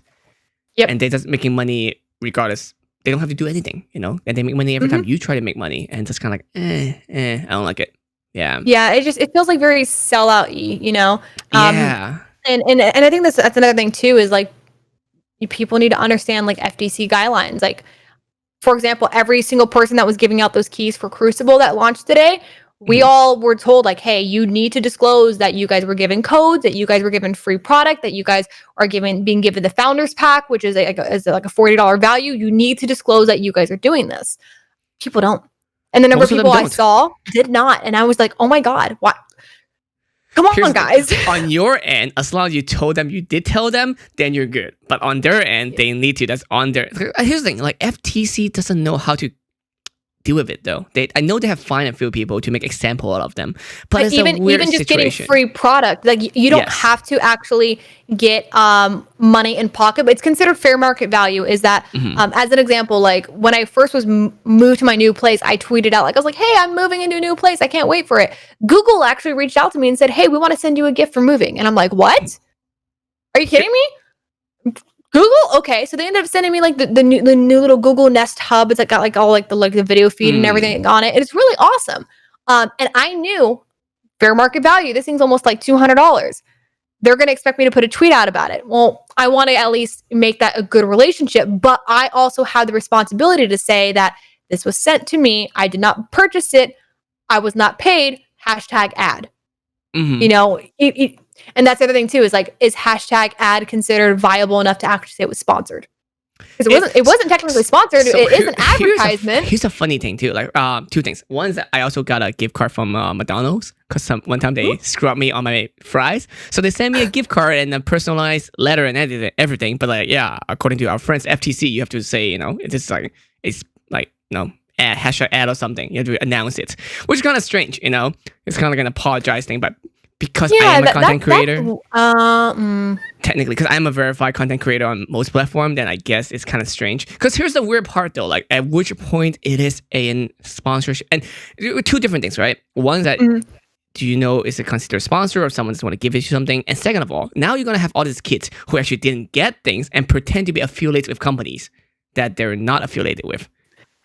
Yep, and then that looks bad on those companies because. They're not approving the content that these affiliates are making, the partners are making, etc. Yeah. What if they start making like racial slur and then like #sponsored by, I don't know, Elgato? Then like, Elgato. I mean, it happens. I mean, we're seeing this huge thing right now with G Fuel and Keemstar.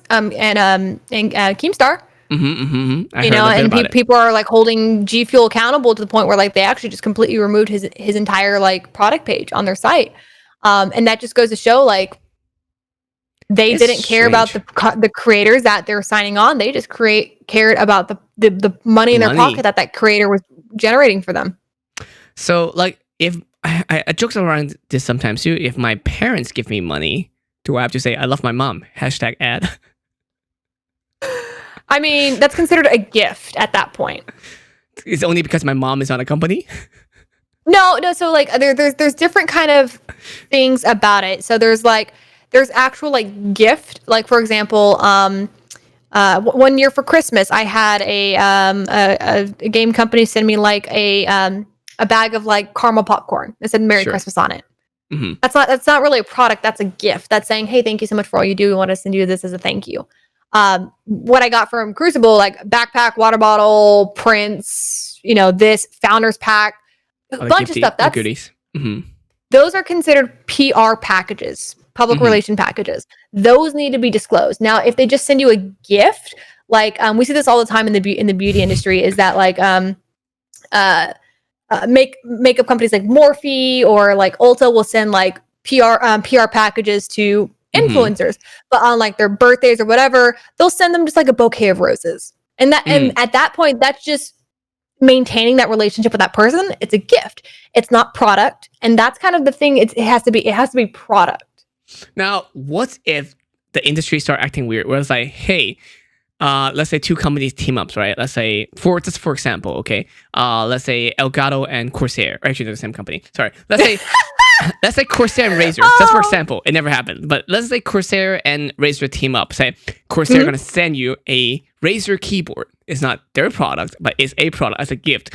And then Razer send you a Corsair keyboard. Again, not their company, but it's a product from someone else. So technically, it's really weird to say, oh, thanks, Razer, for this Corsair keyboard. You don't have to hashtag add that. Because again, like you're saying, beauty product. It's one of those. It's not a product, but a rose is made by a company, or like at least A rose is made by a company, yes. It is a product, but what if they team up? But the thing is, though, it's but what if the game dev company sent me a bag of popcorn that has nothing to do with their game. The rose is being sent by. What if the popcorn company have a secret deal with them, and the popcorn company send the other people, their influencer, with games? Yeah, it's a gray line. It is a completely gray area. I always say, when in doubt, add it out. Hashtag add it out. If like, I felt uncomfortable accepting that Google product without promoting it and saying hashtag ad. Do they like it better that way, or do you not like it better? It's kind of. I mean, I'm not verified or anything, but I'm closing in like 10,000 followers on Twitter, and it's like, cool, somebody with 10,000 followers tweeted us out that it's a Google Home like Nest Mini, and like that's really cool to see. And I'll also too, like, I haven't seen like any other streamers that have gotten it, and it's one of those like, why you then? Why me? Maybe someone at Google likes you. Maybe. Maybe. Hey. Now I kind of feel weird having like Google Homes around in my house. I feel like I need to go start muting them. Start talking to them, say, hey, I know you're listening. And see if something happens. It's like the meme of like the FBI agent texting you saying, I saw that. Why have you forsaken me? As soon as you Google the door. As soon as you Google dragon dildos, why are you doing this? Yeah. Oh man, if they watch my stuff, they're gonna be so confused. I Google so many weird stuff. It's just. I do too. Yeah. Anything that has to be remotely weird, I always do it on my phone though. I never do it on my PC because I have them as a different browser, so it doesn't share browser history. Oh, I just do incognito mode on my computer. Control Shift N instantly. No, I know incognito mode, but there's been times it's pulled from my browser on my regular one, which is weird. Someone's watching you. Talk to Google. Right? I don't like this, Google. I think we should end this before they find out more and they know that we're on their track. They're like, oh, gotta end it. Next thing you know, power goes out. Now we're actually in a horror movie. Yeah. Oh. Actually, before I let you go, do you have any fear for yourself, actually, as a streamer? Docs, stuff? My, like, fear? Yeah, like, people know, like, what you do or where you are. Like, do you have stalkers, stuff like that? I've dealt with it in the past with a specific one. I actually did have to get a lawyer about up on that. That was when I was actually working in law enforcement. They went above and beyond to find like my private LinkedIn channels, to find out where I lived and I worked. And they were harassing me and creating content while they were stream sniping me in a game that had like voice chat that was extremely important to have, and screaming racial slurs. They did this for like 3 days to harass me, frustrate me, record my my reaction, and post it to YouTube. And that was probably one of the worst that I've dealt with. But weirdly enough, my biggest fear is something I say being clipped and taken out of context. Mm-hmm. Because cancel culture is so rampant. They don't check. Yeah, they don't check. Just one part. They're like, oh, he said that. There's times I'm playing with my puppy and like I'm like kind of roughhousing with her, like on stream, like I'm giving her like a little pat, and all it takes is one person to clip it just a certain way. It looks like I hit her, and I'm like, it's literally like my hands are like literally like around my dog's face, and she's just like freaking out, trying to bite my hand. But the right angle, the right clip, it can look like I hit her. And I hate cancel culture. And I absolutely hate that. Mm-hmm. And I think that's my biggest fear is I always try to say whenever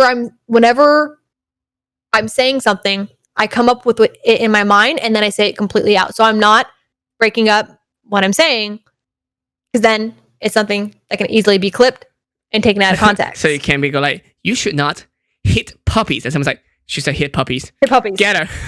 Yep.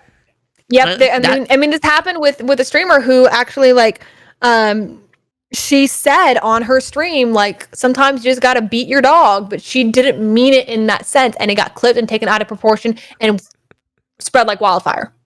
And here's the problem too. Like, I had some similar situation with cancel culture. Is that if you defend yourself on one thing, then you have to defend yourself on everything, because then people are going to start just randomly attacking you for everything that you do. They'll search through your entire clip history. They'll search through all of your VODs. It's terrifying. And if you don't defend yourself on all of it, then they're like, oh, they didn't defend this one, so they must admit that one.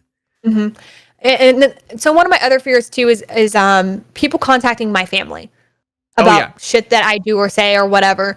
So I actually don't go by any of my last name at all on any social media. Like every my last name has basically been scrubbed from the internet at this point.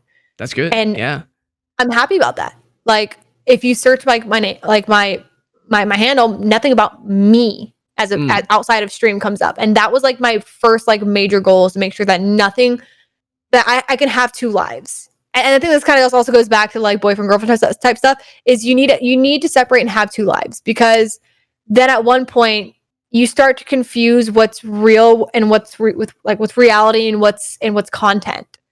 And that fine line can get really, really thin.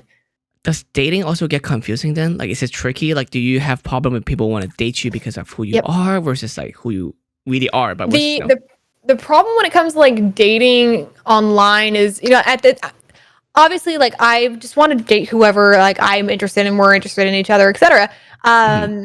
But obviously that is a lot of people in the industry, because I'm more likely to meet people in the industry than I am to meet people out of the industry. And people who aren't in the industry are least likely to understand what I do and why I do it. So of course I'm more kind of focused on, if I find anybody, it's probably going to be somebody within the industry. But there has been multiple times is a lot of them are like, I don't want to go public. I don't want to like kind of like feed in that like we're talking, like, even that we're just talking. And it has been in the past where they've said that just to abuse and utilize the fact that it's a dirty little secret so they can go pursue somebody else. So I don't know if it's that they legitimately don't want to be in the public because we are trying to keep our personal life away from our streamer life, or is it because they're actually just utilizing, we can be private and then I can go off and do whatever I want. See, that's a tricky part, right? Because like, if you go public, if they really want to go public, like, and it, right from the get-go, it feels weird. It's like, do they want to just date me because of who I know and can tell people like, oh, I'm dating this person? Vice versa, where they go like, oh, let's not tell anyone at all. Let's keep it secret. Then like, wait, are they up to no good or something? Or are they trying to? Yeah. Oh, that's such weird. And I talk to my friends all the time about this too. Like, is dating people outside the industry, they won't know they don't really get what we do. It's kind of weird, our world. But if we're dating in the industry, we have to deal with those problems.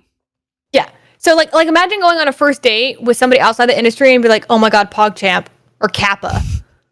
Like, they're gonna look at you like you're speaking an alien language. Like, you're freaking crazy. They won't know. And it's like, then you gotta explain it. And then you gotta like pull out photos and explain the history of it. And it's one of those like, it's a hard kind of like, oh, I can't hang out tonight. Why? It's like, I'm gonna be streaming. Is that like, wait, what's that? It's like, I play video games and people watch me. I'm playing video games. That online dating has been the worst with that. Have you been doing online dating? I did for a while. I haven't in maybe like 5 or 6 months. I just mindlessly swipe every night, and it's just absolutely that's what it ends up becoming. Is as I swipe, they message me, and I'm just like, I don't have the energy to respond to you because you're probably going to say something really stupid. That's literally what it becomes. Oh, it's such extreme for dating, for online dating. Like, for girls, you get matched with every guy, and they all say the dumb shit and have to explain over and over. It's I've like actually run into, and I don't know if this is it's just like a Southern California thing, but I've actually run into people who utilize dating channels just to boost their social channels. Oh, yo, all the time. Oh, yeah. Every other girl's on, at least for the guy side, it's like every other girl's is always follow like, me on Instagram. Hit me up on Instagram. Hit me up on Instagram. Here's my Snapchat. And I had one guy that he's like, hey, what's your Insta? And I was like, I'm not sharing my Insta on like the first conversation or the first message. He goes, why are you just some like ugly fat chick? And I was like, No, because I don't want to give you access to my entire life, and I just know you right now. And also, if I am someone who doesn't want to show how I look, I would just create different Instagram for this. Like, why would I? Yeah. Like, Well, and also too, like I have my Twitch on my Instagram and in the bio, and the last thing I want to do is like, because like I talk about shit like that happens on like dates and stuff like that, like on stream. yeah. Last thing I want to do is like tell this person, yeah, I stream, and then like And they they come come in into my watching. chat when I'm shit talking the date I just had with them, Or they even the shit on you on stream would be weird, you know? Wow, like you want to talk to me? right? Like the whole So- thing, like that's so weird. So like, I talk about this, and I want to start doing stand up comedy about this specific this thing. Like for me, Instagram is such a work like thing for me, right? Like I use Instagram for work. Like I'm a content creator. People follow me on it, and it's my public image. But there's all these girls that would be like, "Hey, talk to me on Insta instead of on Bumble or Tinder or whatever," right? But that's just like you going to a bar, hitting on a girl, say, "Hey, what's up?" She's like, "Hey, everything's great. Hey, let's get up here." Like, "Oh yeah." It's like, "Let's go to another bar." It's like, why? This bar was perfectly fine. Why would I go to a different Exactly platform to talk that. to you? Or it's more like, again, exactly it's that. work for me, right? It's kind of like, oh yeah, talk to me. Oh yeah, you should send me an email from your work email address. Why? That's So how this actually like. happens a lot with my job. Is that I've had the same phone number since I was like 12. Mm, So I've had the same phone number for literally 15 years, and I don't share my phone number very like willy nilly. I don't have my phone number like literally listed on any like website or anything, and I don't use my phone number for work. And there's so many times organizations will be like, "Hey, can we talk now? Here's my phone number," and I'm like, "What's your question? Just call me. It's easier." And I'm like, "We spent 15 minutes emailing back and forth when you could have just put your email and your question in the email." mm-hmm. And they're like, "Well, why can't you just call me?" And I'm like, "Because I don't like to use my personal number." And I'm glad I don't, because I've heard stories of somebody else being in meetings, and people, because they have your number, feel like they have the right to call you and that you have to answer it every time, especially when you work in any kind of business situation. It's worse in the gaming industry. Like my like I have people Also, that who Discord. People need to stop using Discord as a form of communications for business reasons and contracts. use email. Yeah. Email. Like I was recently on a stream team that I just left, and I actually found out that I was leaving the team because they removed me from the team, and I had no clue why. And apparently they had pinged me on Discord saying like, "Hey, we're actually revamping the entire team and we need everybody to reapply."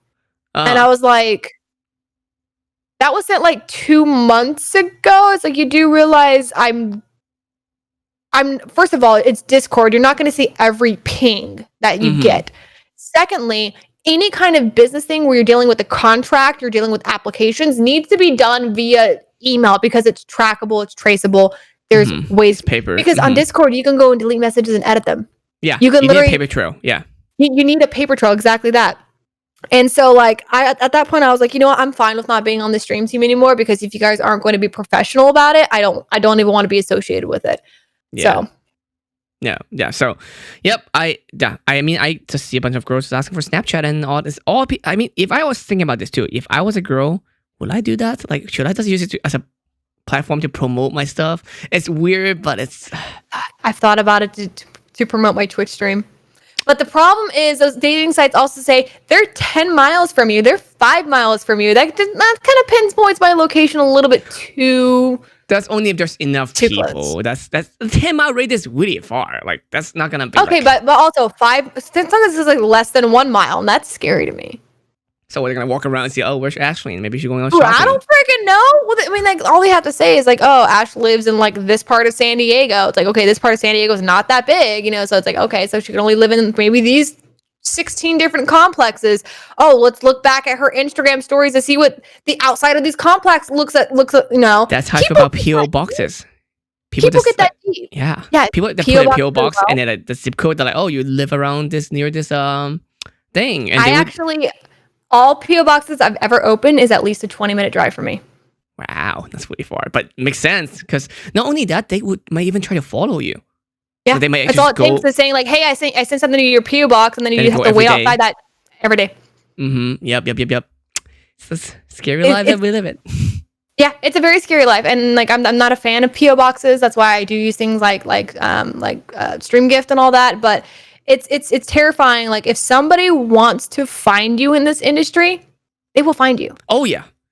It's so simple. Like for example, Especially there's if another they creator. work in Silicon Valley. If they work in any tech industry, it's so easy. Yep. I've done it. There, Like not there was finding a people. creator. I work there. Yeah, there's a creator who actually moved to San Diego not long ago, and they posted a picture like, "Oh, look at this beautiful view outside my balcony," and I was like, "I know exactly where you live. I know what floor you live on." Exact unit. Yep. And she's like, "What? How do you know?" I was like, "I live 2 blocks from you. I recognize that entire view. I recognize this. I recognize that." It's like it's so easy. People don't realize how easy it is. Like I didn't even need to like walk down that street. It's just I recognize it because I drive down that street, you know, when I go to the store or go get in and out or whatever. And it's just one of those continuous reminders. Is like, don't post a photo of the front of your apartment. Don't post a photo of what your apartment complex normally looks like. Like it's not difficult.